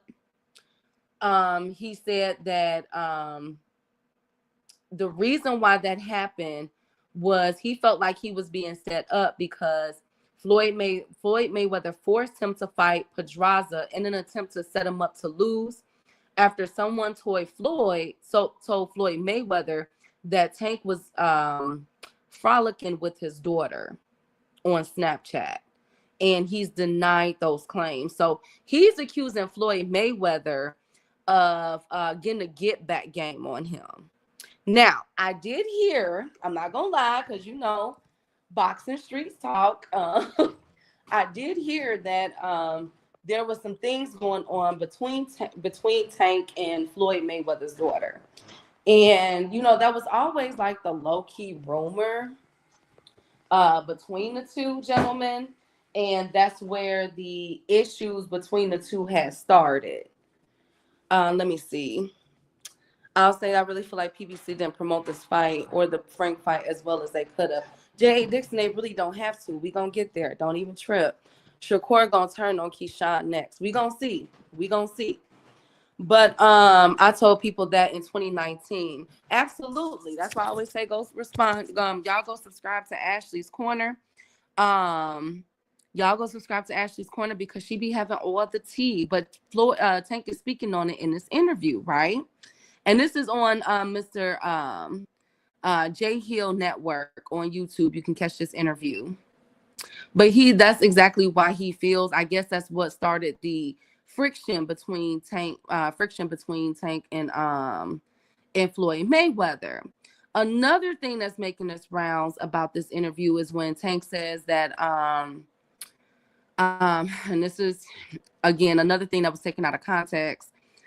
He says that people feel as though that they have to prove themselves in order if they're going to get in a ring with Tank. And Tank said, and I quote, "When I fight a fighter, it's like me helping them. I'm helping them more than they are helping me times 5. If I retire, then I see some crazy-ish, then I'll jump back in the field." Now, one thing that we cannot deny is that when Tank does fight these people, he is putting them in a whole different stratosphere and is getting them paid. One thing that we have never heard of, like Upper and I always say, is that the money is funny when it comes to Earl Spence, that the money is funny when it comes to Canelo Alvarez and Tank Davis. You will be paid. And now David Benavidez, you will be paid. Your money is not going to be funny. We ain't heard nothing yet, okay? And with the PBC, okay? And so people are feeling like, okay, why do they have to prove themselves before they fight him? I think y'all taking it out of context. I think for me is that Tank is understanding and recognizing this whole overview of this interview. This is what I gather from it. Tank is now in control of his career, and he is identifying and recognizing the power, pretty much the business aspect of where he is catapulting himself and these fighters. Now, somebody mentioned in the chat that this fight is not being promoted. They don't think that it's being promoted as well. But we're looking at potential, like I've been telling y'all for the past 2 weeks. I've been following the projections for each of these fights. And we're looking at a projection of about almost $9 million at the revenue gate. Okay. That is breaking his previous record of $5 million. And I think that he's already broken the $5 million gate for that. We're also looking at, from my understanding, now that the fight will be broadcasted overseas in the PBC, in Canada and everything else, like it was with David Benavidez. We're looking at over 250,000 pre-sale for the Tank Davis and Lamont Roach fight already. And we still have about 2 weeks to go. Okay. So whatever formula that Tank has, he understands his niche. Your niche is basically your demographic, your selling point too. Okay. He's understanding who he is working with. This is a damn good area to have that fight.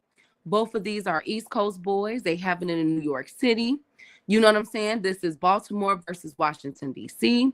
and everything else. And I think that by him understanding and recognizing that, his demographic, his business, he is able to put forth the fights and get a return, an ROI, a return on his investment and the PBC's investment. Hey, Sexy Kendra 50 Cent. Hey, Dondrick. And not to mention, he is helping up, building up these people's careers, these other fighters' careers. Since Frank Martin has lost to Tank Davis, we got 3 people in the pot that's ready for Frank Martin that want to fight Frank Martin. Everybody lined up for some odd reason to fight Pitbull Cruz. I don't even know where the hell this came from. Because everybody see that Pitbull garners a hell of a crowd. Like, Pitbull has a following, man. And they see he's easy work. And they see he's easy work. They see all you got to do is last a few rounds and Pitbull gonna burn himself out. They know that. But what's crazy is one thing about cryptocurrency, it's very hard to figure out where it comes from. That's why Bitcoin was so great, because it's a way that you can buy shit off the dark web and shit. Upper, Like what that. are you talking about, best friend? I'm talking about that's the Bitcoin. Like if you want to order something about Tank Davis, Upper. I know, but I was reading when he said paying people with the cryptocurrency is messed up. And that's what I'm saying. PBC is paying Tank in cash, you know, that he can put in his bank, while Turkey is offering cryptocurrency. And like, oh God, don't tell me. Who said that? and this is what I'm saying with that crypto money. Like, it's a lot of red tape they got, and when you transfer that crypto money over to the bank, and like you might win or lose, you gotta sell that shit as a stock to get your money from it. Like, it's hard to damn digest this shit. You feel me? Well, 2 cents. They can trace wallets, certain kinds, but with Bitcoin, you couldn't trace that. That way, if you had some Bitcoin and you lost it, it was just gone. People buy stuff off the dark web with Bitcoin, what they used to. No frequent. The only one that pushes false narratives is you, buddy. That's all you ever do is push false narratives. Well, we're gonna get, because I have I'm gonna end with a synopsis that I've been gathering for you guys, that I've been talking about for months, and I'm keeping an eye out on this. But another thing, speaking of skills and money, another thing that Tank Davis said that has people that have people pretty much irritated with Tank is that he says, and I quote, "Skill-wise, nobody on TV that's fighting right now have more skills than me. Skill for skills, none of these guys can mess with me, nobody." He also said that he also called Devin Haney the B word. Upper, you better not say nothing. He also called Devin Haney the B word and said that, you know, like, what's the point of me fighting Devin if Ryan Garcia already, I don't even know why I'm saying this because y'all finna have some more. Hey, Andre, what's the point of me fighting Devin if he couldn't even get past Ryan Garcia? Upper, be quiet. You better hush it up, Upper. He also said, he also talked about his retirement. He did say that if he was to come, he would come back out if somebody is talking trash. I told y'all I don't see Tank Davis really fully throwing in a towel. I think that he's looking at the landscape of things right now and seeing that, you know, once this Turkey situation died down, then it'll be really on and popping with boxing. But he did say that he'll come out of retirement for someone talking crazy. He did say that that he's you know, worried about being a better human being and a better father. And I thought that really stuck out to me. Kudos to Tank Davis and to all the boxers like David Benavidez and them that's always talking about, you know what, this is bigger than me. Like, I'm just trying to put on for my kids and my family. And that's pretty much what Tank is trying to do. He said he's, you know, been going to therapy and trying to get a hold of himself, trying to do good and being a better father to his children. But Bud Crawford did bring out the ugliness in him, Upper, in chat, because Bud did talk about Tank Davis fighting Upper Pedraza. He said that Tank only fights weight drain fighters. Upper, be nice. And, you know, basically talking about Tank in a derogatory way, saying that he only bees with his security staff. Tank ain't never alone and all this other stuff. And Tank basically cussed him out and said, bruh, you know, you pretty much suck. Let me see. Devin in a life or death situation right now with another Ryan fight on the way. If it occurs, Savage Bow, put an asterisk by there. Devin gonna sue. Okay, thank you. Turkey paying them and Shibu. Okay. Even if Benavidez and the whole card made 100, it wasn't good. PBC, they spent huge amount of money on promotion, but they did a good live gate too, though, DZ. I think they did it really good for the scale of the fight. I think they know what they're working with, and what they have. And if you notice, when I was talking about the ticket sales for that fight, they were opening up different sections week by week because of the amount of tickets that people were buying. So that's where you make your money. You feel me? Like the pay-per-views, okay, it's gonna be the, but you want that gate to be solid. And they had a solid gate. Like I can't even start on that DZ. For that to be a David Morrell with only what 11 or 12 fights, that's nothing to sneeze at. Just like I don't sneeze at what Keyshawn did in Virginia. I gotta get them boys their props because it's, I mean, look how many people was at the Greg Hackett and them fight. It was about 27 people up in the. We got to get them boys their tens. No disrespect to Greg Hackett, but y'all feel me? Amount on promo. I don't think so either. I don't. But the thing is, okay, let's talk about it though. With the Tank Davis versus Lamont Roach, let me put something into perspective with y'all. Okay. Dmitry Bivol and Baturviev, Turkey put out their commercial for that fight, right? And they just did the grand arrival. Tank Davis and them, they did their gloves off segment, okay? And Tank Davis has did 2 back-to-back interviews. All of those have surpassed over about 350,000. That's just on YouTube alone. We not talking about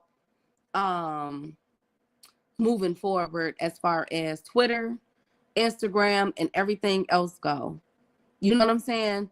Whereas Turkey and the commercial that they did probably hit about like 5,000. Like let's really, as far as promotion go, let's really keep it a buck here. We're talking about interviews that Tank and Keyshawn and all the stuff that's going on with Shakur Stevenson. But Riyadh season is 4 days away. And some of y'all didn't even know that they just had their grand arrivals a couple hours ago when I just talked about it. And the only reason why I talked about it was because Kid Austin Jr. is poisoned right now by Shakur Stevenson's masseuse, allegedly. And they trafficking while he in the hospital. Okay, thank you, Upper. You know what I'm saying? So it's probably the most expensive part, and I don't think they're breaking a bank on that. Exactly, B-Dog. So, like, let's really put this stuff into perspective, ladies and gentlemen. Like, whatever PBC formula is, it works for them. And I think that with the numbers coming out, that's gonna be Upper. That's 2 back-to-back successful events that the PBC has had in 3 weeks apart from each other. 4 weeks apart. They always. Well, just think about the year before that when we had Tank and Ryan doing 1.2 to 1.6, had Terrence Crawford and Earl doing 650 to 700, then had Canelo doing 650 to 700. All that was in the 2 month spans. Huh? Give me 2 minutes. Go ahead. Yeah, all that was in a 2 month spans. So in a 2 month spans, they did almost 3 million pay-per-view buys and a 70 million in gates. So like PBC, they got their shit together. See, like Smack be saying you can't buy authenticity, you can't buy culture, and you can't buy respect. You feel what I'm saying? So a lot of times, motherfucker be like, yeah, okay, yeah. But to be honest, all the stars really, like the stars are on the PBC. The people that people want to see are on the PBC. Now, honestly, if Top Rank could do Abdullah Mason right, they could turn him into a star. They could probably work Keyshawn if Keyshawn didn't fuck himself up. See, Keyshawn fucked himself up by not handling that damn beef with Andy Cruz and then calling out Tank. Now, he can bounce back after Tank knocks his ass the fuck out. Yes, he can do that. Because after you lose the Tank, you become a bigger fighter anyway. But Frequent, you keep saying Tank and Al are trying to get out the game, dude. What the fuck are you talking about, dude? Shut the man. Frequent, say something dumbass again. I'm gonna tell them to go ahead and greenlight your ass, dog. They're making good money. The only person that's losing money is your guy.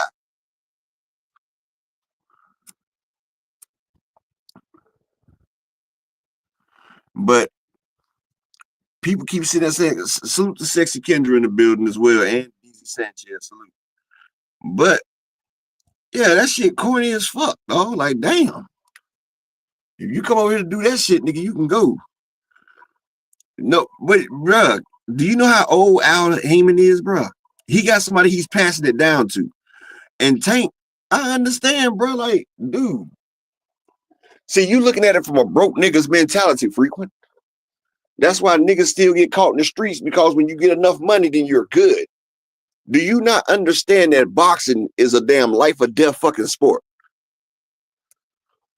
Boxing is a life or death sport, dummy. And if you make so much fucking money, okay, it's enough money, dude. I'm not about to keep fighting for these people. And I done made a couple $100 million. More money than I can spend in a few lifetimes. Why do I have to keep going out there and fight? You don't see motherfuckers talking shit about Adele. Adele was at the top of her game, 7 years of singing. She came out last year and said, I'm done. I built this life. I want to enjoy it. Tank has been boxing since he was a fucking kid. He's done made his money. If he wants to leave, then fuck it. Let him leave.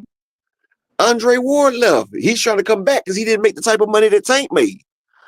Like, nigga, you look at the Charlos. The Charlos, when you make the type of money that PBC lets you make and you invest it, you don't have to be thirsty like these other company niggas be. This is what happens when you have a financial investor and you make great financial decisions. You don't have to go out there and put your life on the line every damn time you go out there. And you don't have to do it as much. But then when you do go out there, you get the biggest bang for your buck. Nigga, you want motherfuckers to keep fighting for master till they damn die, nigga. You don't want niggas to have a lick of brain. You the same type of nigga, boy. We trying to rebel and lead the slave plantation. You can master. I think the slaves about to try to leave. Like, damn. Niggas is making money. They doing what they got to do. Then fine. Well, and Al Heyman is, nigga, do you know how old Al is, bro? He's passing it down. Absolutely. Can you hear me, Upper? Yeah, I can hear you great.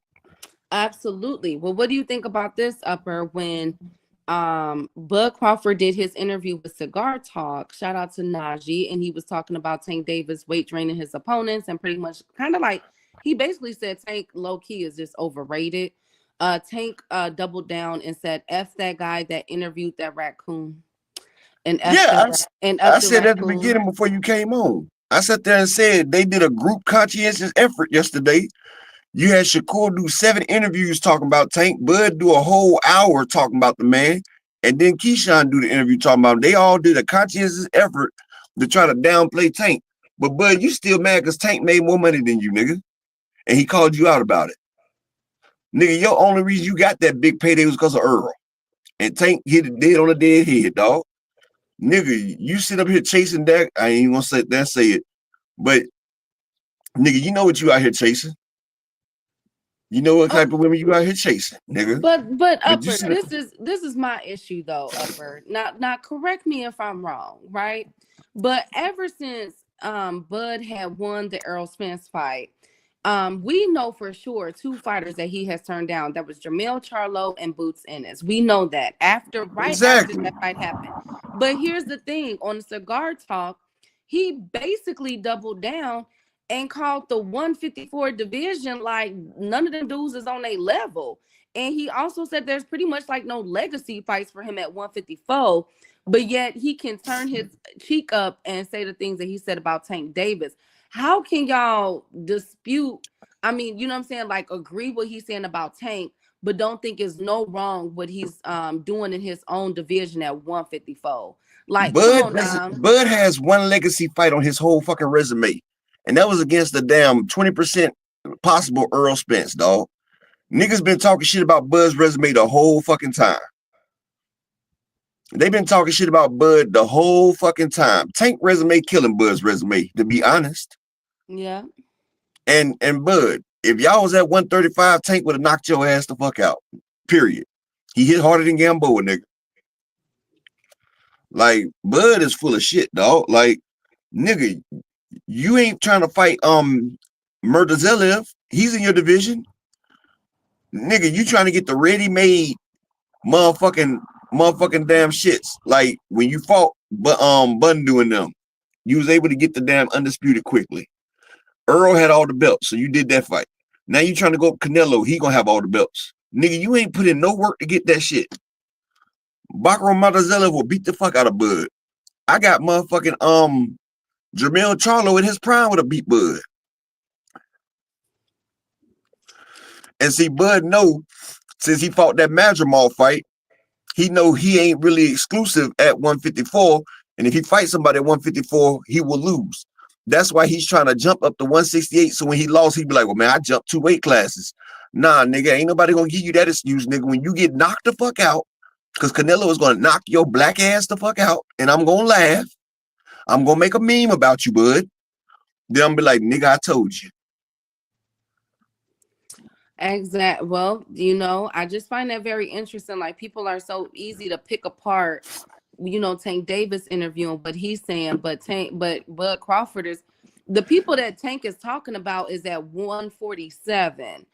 Bud is not even focused on his own division, but y'all have no heat for him with that. And that's what irritates me. You know what irritates me is on the Porterway podcast, he kept saying he wanted to fight Mel. He said, I can't stand that nigga, I'm gonna fight him. But Mel called his ass out. He ain't trying to fight Mel. Like, no, nigga. No. But motherfuckers ain't saying shit about that.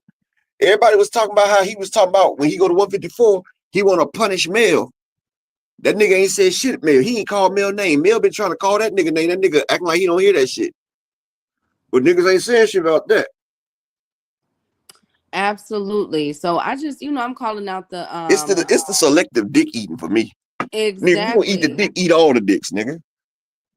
Right. And then for him to say, but I will say this though, Bud did say he don't like nothing about Tank, but he was like, he a good ass fighter.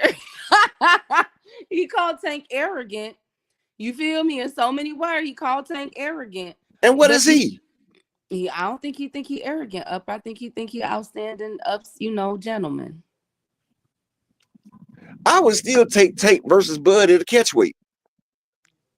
At 144, I would take Tank over Bud if he can get back down there. Yeah, I think so. They already said Tank punches harder than him and Boots. Yeah, I would take that. I would take that bet. I would definitely take that bet. But I think that you know, like, I think there was two different, it was three. It was Kid Austin Jr. and Shakur Stevenson and Bud Crawford interview and then Tank Davis interview. And it's like people are picking parts on what they want to hear, you know, what Tank said, and not really going through it thoroughly. That's why I'm bringing up these points and putting a little context behind it. But they're not having that same energy for Bud Crawford and him basically saying to hell with 154. Because you know why? Because people don't give a fuck about Bud anyway. They don't buy his fights. Bud ain't making enough money for people to hate on him. See, one thing about black folks, when you start making a lot of money, that's when they start hating. See, Bud's still at that bottom tier of making money, so niggas ain't hating him. Now, when you start making money like Spence, Floyd, and damn Tank, the niggas start hating you. See, Bud's still at the cusp. He ain't making that damn bread yet. He ready to tap dance for a nigga that don't give a fuck about him. Turkey don't give a fuck about you, nigga. He lining your ass up. And I can't wait to see your face after Canelo hit you with that goddamn hook. Yes. Well, let's Big Dog Willie. You know, Shakur duck Gary Russell. Nobody dug Russell. He fought what's his name and lost. Lord Jesus. Even though I don't think me and Upper agrees, we thought he won that fight, but stop it, y'all. Bud is one lying cheat, Lord Jesus. Face quit to the beautiful Queen Marshawn. Shakur versus Cordina. Next, pause. So Eddie Hearn has been making his rounds with interviews, Upper. And Eddie Hearn says since William Zepeda is ducking Shakur Stevenson, he wants to make Tank Davis next. Now, we all know that Eddie Hearn said last year that he will not be involved in the Tank versus Shakur Stevenson negotiations. Hey, Alan. And hey, Terrell. So are we gonna hold his foot to the fire? Shakur Stevenson fights in 4 days. Are we gonna officially start holding Shakur Stevenson's feet to the fire now that Eddie Hearn said that Tank Davis is next for Shakur? Is it time? Well, Tank said he got a big announcement next. So Shakur, you talking all that shit right now? I don't want to hear that I don't want to hear that quietness after next week. After next week, I want you to stand on your shit. Stand on your pivot. I want Shakur, then Keyshawn, or Keyshawn, then Shakur. Get both of them out the damn way. GM said it's Cordina next. I'm starting to think it's Cordina next too because Shakur came back out and started talking again. At first, he wasn't talking. Whenever they get it, like Tank, no, Tank even told you whenever they got fights lined up, that's when they start calling his name. But when Shakur didn't have a fight, motherfucker was talking about Loma, I'll fight him. And Loma said, well, go ahead. He talking about, Loma, you sure you ain't trying to fight him? He was like, yo, Eddie, look, we can't do no Tank negotiations, man. If you want me to sign with you, Eddie, then I'm not doing no Tank fight. If you want to do a Tank fight, then I'm not going to sign with you, Eddie. Them boys wouldn't give me a 3-fight deal. They was only trying to give me a 1-fight deal to fight Tank. And if I lose right there, my stock going to drop. Yeah. Espinosa came out there and put it all on Front Street. Shakur, they gave you a 1-fight deal. You didn't want the 1-fight deal. And see, now, Eddie talking about he not going to be in the negotiation. So see, what Shakur trying to do, he trying to force Turkey to make him the A-side versus Tank. Big Dog Willie, Shakur ducked Keyshawn, nigga. He tried to be friends with Keyshawn. Shakur ducking Abdullah Mason, trying to be friends with him. He didn't duck him. He just said, Big Dog Willie, Tio said, Tank said he'll fight Tio. What are you talking about? Tio needs to figure out what he's trying to do with that belt because he looked like Tio didn't duck everybody. We all know that. Bob Man, Tio ducking himself. Right. Tio ducking his motherfucking self. But another thing the another thing that was making waves was when Tank, because this is what everybody, Frequent and all of them been waiting for. Hey, Picasso. When Tank said that, you know, he wanted Turkey to pay him 2 or 3 Ferraris. Remember that to be up over there? And I said, he said 2. He said he wanted 2 of them. 2 Ferraris in addition to fighting for the Devin Haney fight. Now, and Turkey told him all I got for him is 2 gloves. Well, nigga, fuck you then. Exactly. Now, this is coming on the cusp of allegedly Turkey Al-Sheikh paying Tyson Fury and Usyk over $100 million. But exactly. was only offering Tank Davis between 15 and 20 million, allegedly, even though we've never seen an offer. And Turkey did say that he never sent an offer to Tank Davis. But Bill had the offer. Remember, Bill was offered 20 mil. And this is coming off Tank coming off of making over 50 million. And Tyson Fury and them ain't do half the numbers that Tank and Ryan did. But you giving them 100 million, but then you trying to get a nigga peanuts. You trying to get the nigga peanuts. I'm gonna stop by that dude named Dave after we get off. Yes, hey Dave, make sure y'all subscribe to our boy Dave channel, man. He be cutting up over there. I got you. Shout out to my Chicago brother. Now, Turkey, it has been revealed by Turkey himself. Are you ready for this? And this is why I'm gonna double down and say I agree with Tank. Are you ready for this? Go ahead. Now, remember when Turkey had the AI judge? Who remembers that? You remember that? It was the AI judge. Okay, Turkey is also making an additional change to a judge. He is not going into the particulars, but he is doing an innovative, quote unquote. Big Dog, hold on 1 second, Keith. Okay. Big Dog Willie, now you coming over here with that damn hyper extra poster shit, nigga. Ain't nobody talking none of that shit. Turkey did not offer Tank no $80 fucking million, nigga. Stop fucking lying. Pull it up and show me the receipts, Big Dog Willie. Pull it up and show the fucking receipts, nigga. Coming over here lying like that. Because Bill Haney said 20 million. Turkey never offered Tank a bitch ass thing. And first off, Tank don't have to fight on his card. Tank told them niggas, nigga, Tank told Shakur come fight me, nigga. Shakur said no. Shakur even said they sent me an offer. They sent me an offer out of Shakur's own mouth, big dog. Out of Shakur's mouth, big dog. Shakur was like, man, we not fighting that nigga over there. Go ahead, Key. Absolutely. So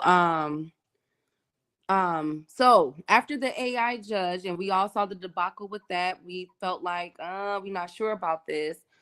Turkey is now making a different, is going to innovate, he says, how judging is going to be in boxing.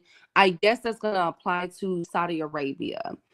He's not going to elaborate on what he's done so far. So that means that it's already in works. Okay. Or if it has been implemented in his events and fight results. But it is saying that he did say that he did make changes to how judging is being scored in boxing. When you black, you minus 10 points already. You're minus 10 points if you're black over there already on the AI. You're already coming into the round down 10-9. Like, nigga, who is you, Turkey, that's never threw a punch? He's never threw a punch to sit there and do that. Upper, you went out, friend. You went out. Where he said this BS. I'm finna send it to y'all. Hold on.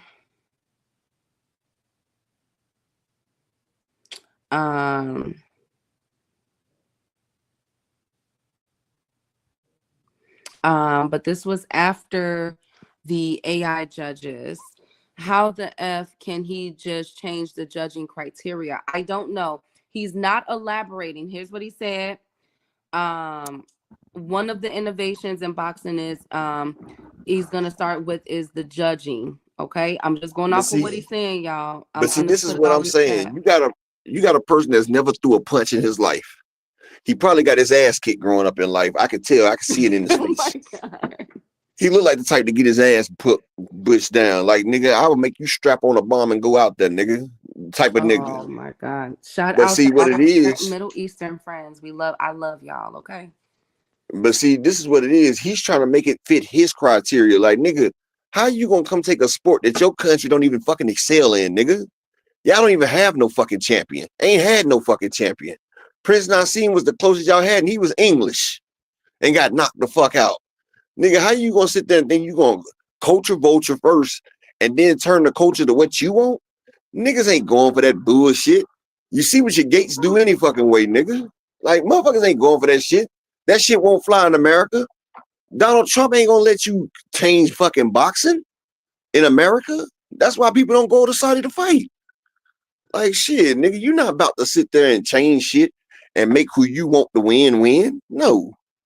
That's why I can't stand that nigga. And that's why after about 2 years, he'll be out of boxing. He will be out of boxing. And I'm glad he signed Canelo for all that motherfucking money. So when Canelo fights don't do as good as it's supposed to do because it's on that platform right there, they can go in an even deeper hole. And Canelo can still walk away with his guaranteed purse. Okay. Because I'm going to stream everything you put on, Turkey, bitch.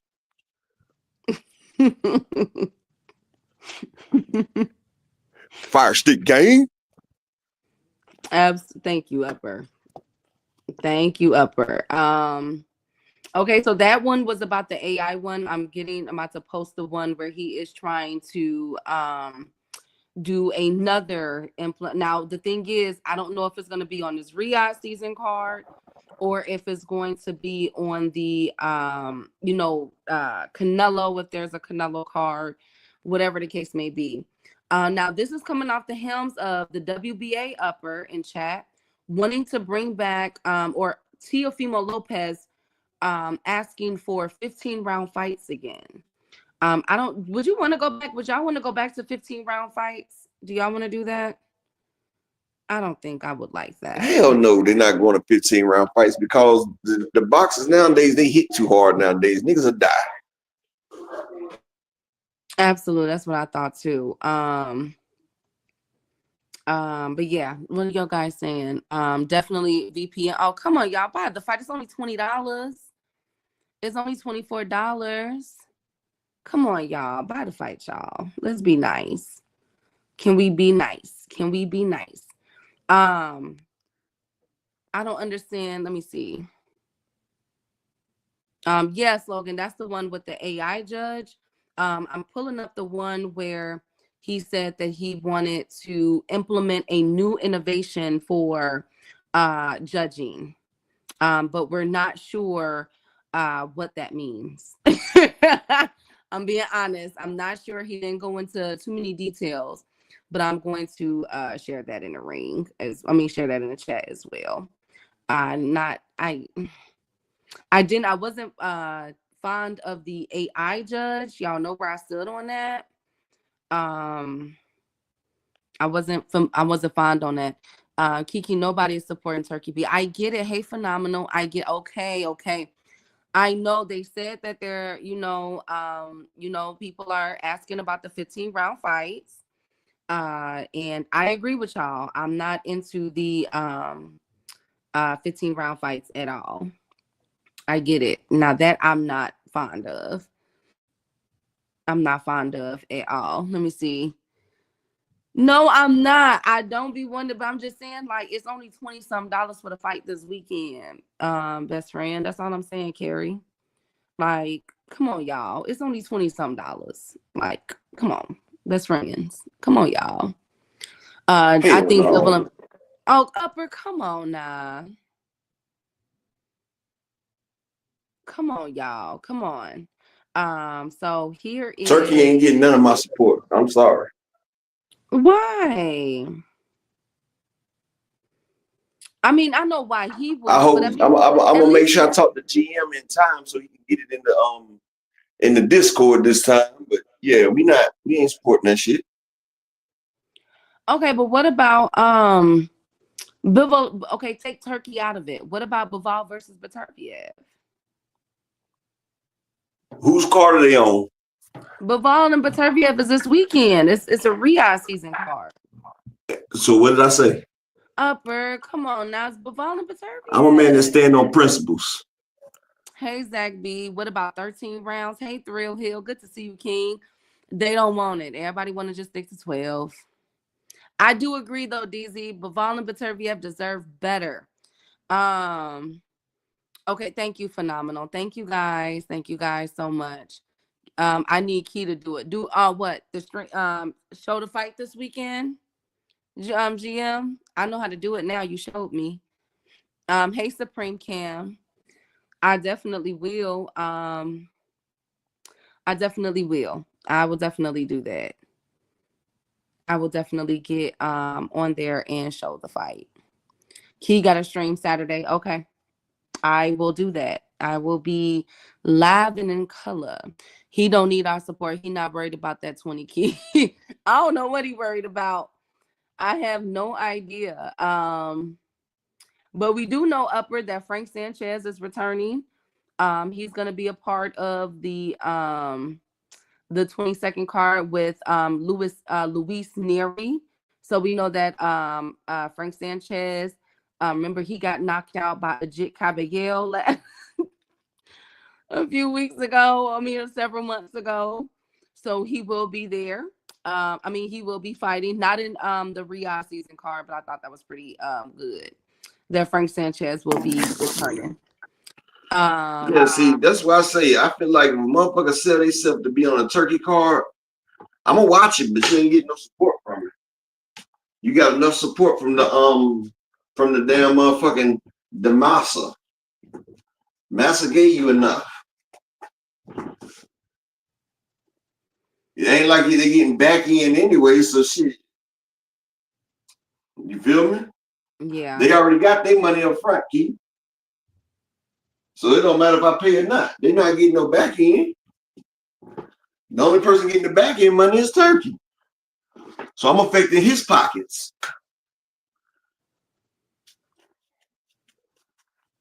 Exactly. Well, yeah.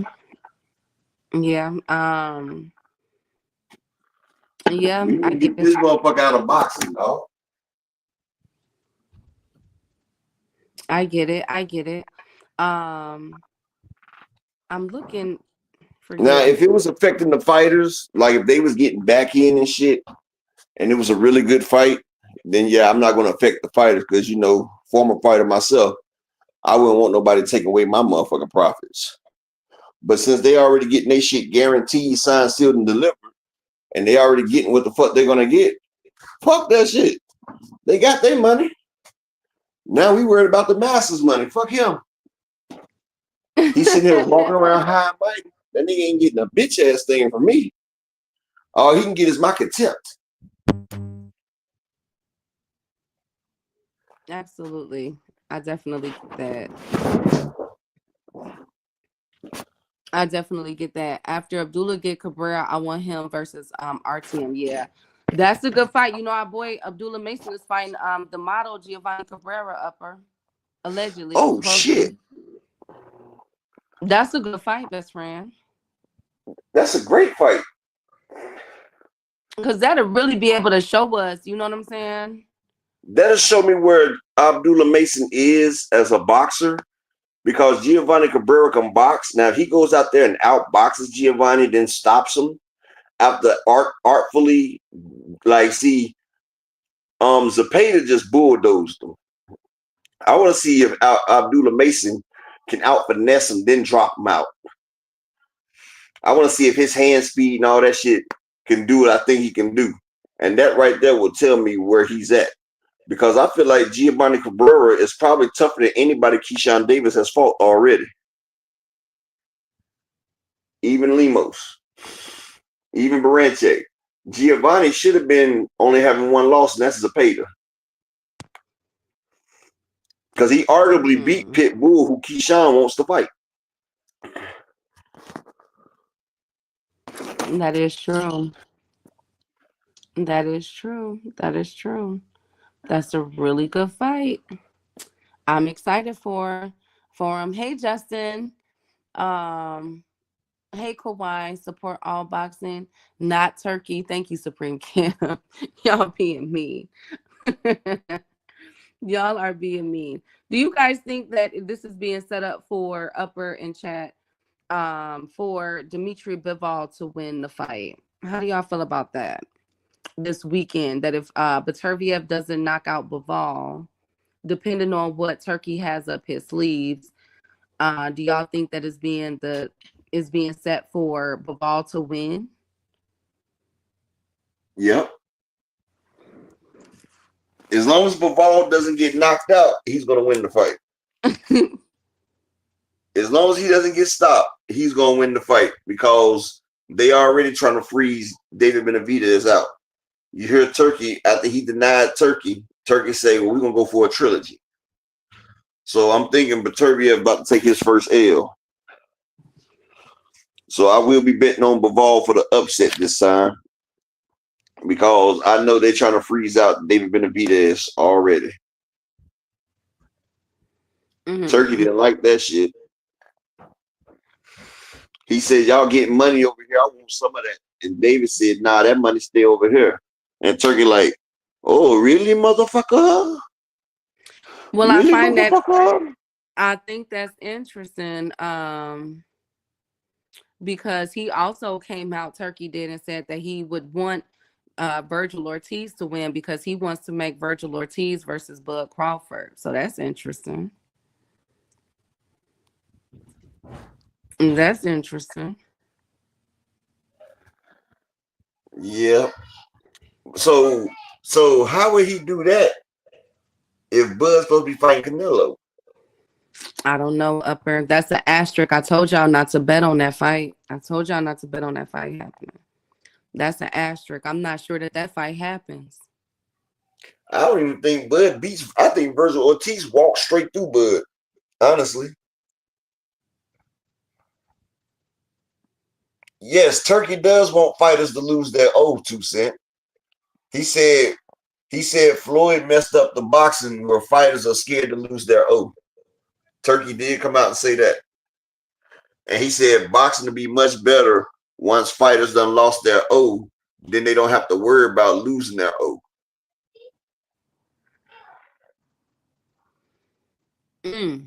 That is, yeah. Exactly, Yeah. Miss Marshawn West. And shout out to the beautiful Queen Marshawn West in the building. I mean, but at the end of the day, we do have a very good card coming up Saturday. We can't deny that, upper and chat. We do have a very good card. Those are key matchups. Unfortunately, we wish that it was promoted well enough, but it has not been. Because Tank, Benavidez, Morel, and Keyshawn Davis' impressive win over the weekend has pretty much outshined the last crescendo card on Saturday. And it's unfortunate, upper, but I did tell you guys that the last crescendo card, if you have the money to go, tickets are $24 US money. It has been discounted, and I'm You not know being why? petty. I'm not being petty, y'all, but the Because it tickets costs did discount. $5,000 to get there. Yeah, that is true. It costs $5,000 to get there. So shit. Of course the tickets would be $24. They getting paid from the damn flights and the hotels and all that shit. That is Motherfuckers true. don't realize when the fight's in your city, everybody gets paid. Especially the hotels and shit. Absolutely. Yeah, Bill. Well, I can't. I can't. The fight this weekend, DZ, Baturviev and Bivol. And then you got Dubois versus Joe Parker. You got Jit Caballero versus Zayn Zali. I think that it's a dangerous precedence. No, I don't. Of course, I don't. GM. I think it's stop advertising this fight. I'm not trying. I like the Baturviev and Bivol fight. Y'all know that, but I think it's a shame what they're doing to it. I think we should keep our eye on Turkey and these judges, these AI judges, and everything that he's trying to do. That me and Upper been talking about. And we need to keep our eye on these sanctioning bodies. I told y'all about a month ago that boxing headlines this year is going to revolve three things: money, weight, and drug testing. And it has not steered me wrong since. So let me ask you a Okay. question. What's up, Up? So say like the three judges, they see the fight one way, but the AI judge see the fight the other way. Shout out to my nigga KO. Would they overrule the fight? I'm not sure. He's not talking about that. He didn't elaborate on it. And when they did it for the Fury and Usyk fight, I think that's when we first saw the AI judge. They didn't it only gave what they're, like they didn't put too much credence on it. So I'm not sure what he's trying to do now, how he's trying to judge these fights now. Yeah. I'm not sure. I don't see KO was in here. I don't see his comment. I need a day off. Nah, I said shout out KO. Would they overrule the judges? Oh, bar. That's a good bar. My VPN brother Alan Sustain in the building, the VPN general. They better not start overruling judges. That's gonna be all bad. They saying that he's implementing something, 2 cents. I don't know what's going on. It's not saying when it's going to happen. Now, what I'm saying is he programming the judge for his liking. So if he's programming the AI judge, will that judge have more power over the other judges is what I'm saying. Because it's motherfucking, it's got, Turkey is Turkey shit. It's his car. So if he don't like the way that shit go, then shit.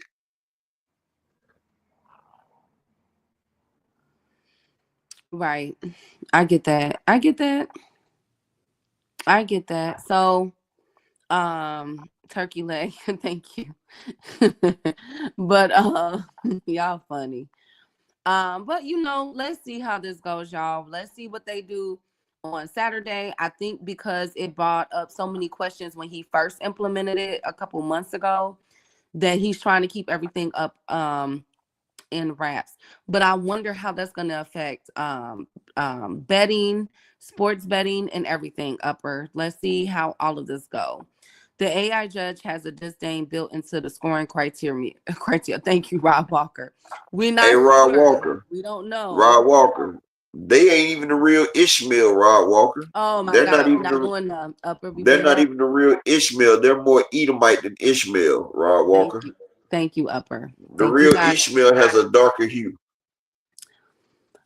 What am I gonna do with y'all? Anyways, meanies. Anyways, that's all I got for y'all today. I want to bring all that information out to y'all. We'll go get deeper as things come. Again, we are wishing Kid Austin Jr. well as he is battling with poisoning.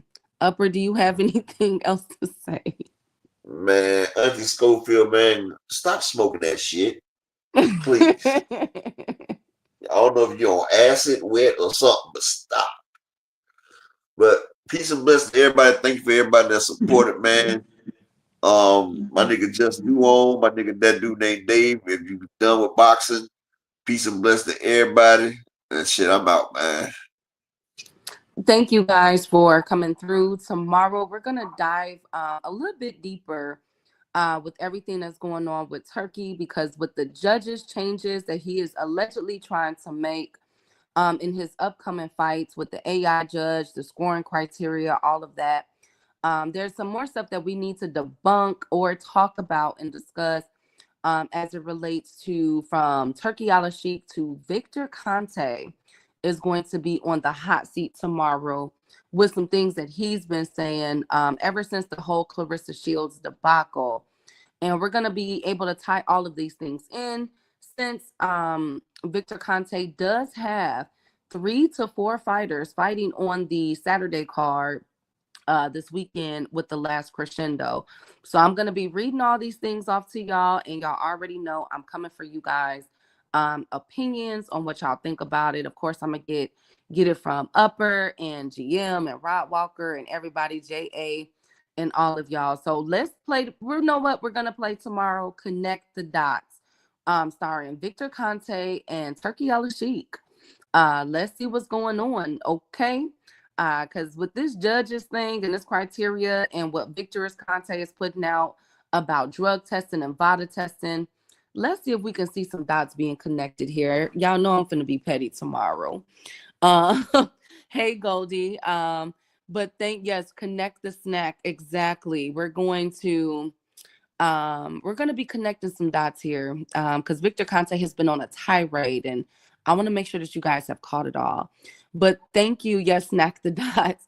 Thank you, Rod. All things my right hand. The beautiful Queen, Miss Joette. Come, how you doing? Salute, Queen.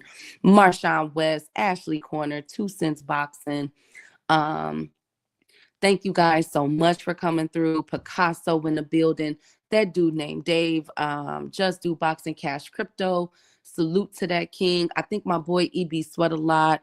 D1 was probably in the back listening. Mr. Altruistic, Alan Sostain. Thank you, DZ Sanchez. Salute, beautiful GM. Salute. Y'all be cussing me out. I don't be deserving it though. Justin, I hope you had a good day at work. Our boy Thrill Hill, we finally saw you, King. Hey, Supreme Cam, B Dog, Big Block. Thank you guys so much for coming through. And don't forget, tomorrow we are connecting the dots, and y'all know that your girl got all the receipts in hand. And as always, I'm out. They want that smoke, bitch, I got it for 'em. They want that smoke, bitch, I got it for 'em. They want that smoke, you know I blow it. They call me Sunny Monster for a reason. I'm really dripping, leave a nigga bleeding. I get to squeeze and leave a nigga. They want that smoke, bitch, I got it for 'em. They want that smoke, bitch, I got it for 'em. They want that smoke, you know I blow it. They call me Sunny Monster for a reason. I'm really dripping, leave a nigga bleeding. I get to squeeze and leave a nigga bleeding. Raw Molly got me all up in demon mode. Mouth moving like I done put clean in my nose. Trying to catch me up, I can leave with some hoes. He standing straight up, watch I make him lean with this pole. Would've thought he was close. Clothes out that heat made him fold. Thought it was a game, he won't think no more. His brain's gone. It be exciting when I get to striking. Guns sound like thunder, hit you like lightning. Fight for your life, we don't do no fighting. We really hit it, nigga. We worse than savage, they calling us Vikings. Police be riding, we still be sliding. Told you we hitters, remember the time. They want that smoke, bitch, I got it for 'em. They want that smoke, bitch, I got it for 'em. They want that smoke, you know I blow it. They call me Sunny Monster for a reason. I'm really tripping, leaving nigga bleeding. I get the squeezy, leaving nigga bleeding. They want that smoke, bitch, I got it for 'em. They want that smoke, bitch, I got it for 'em. They want that smoke, you know I blow it. They call me Sunny Monster for a reason. I'm really tripping, leaving nigga bleeding. I get the squeezy, leaving nigga bleeding. How about I leave them holding like the Bible? AR-15, that's a high-power rifle. A in the army and assassinate rivals. Break that shit down, nigga. AK or anybody kill. Hop out, get the drilling and spilling. 7.62 gon' split 'em. FN, that's for any fuck nigga. You a plug, then I'm pulling up, nigga. You my lunch, eat these bullets for dinner. 5.0, eat 'em up, eat 'em up. SK, smoke killer for show. Drum rounds and cripple ops Draco. I got them all, you don't want no. I got all those shit, nigga. They want that smoke, bitch, I got it for 'em. They want that smoke, bitch, I got it for 'em. They want that smoke, you know I blow it. They call me Sunny Monster for a reason. I'm really tripping, leaving nigga bleeding. I get this pussy, leaving nigga bleeding. They want that smoke, bitch, I got it for 'em. They want that smoke, bitch, I got it for 'em.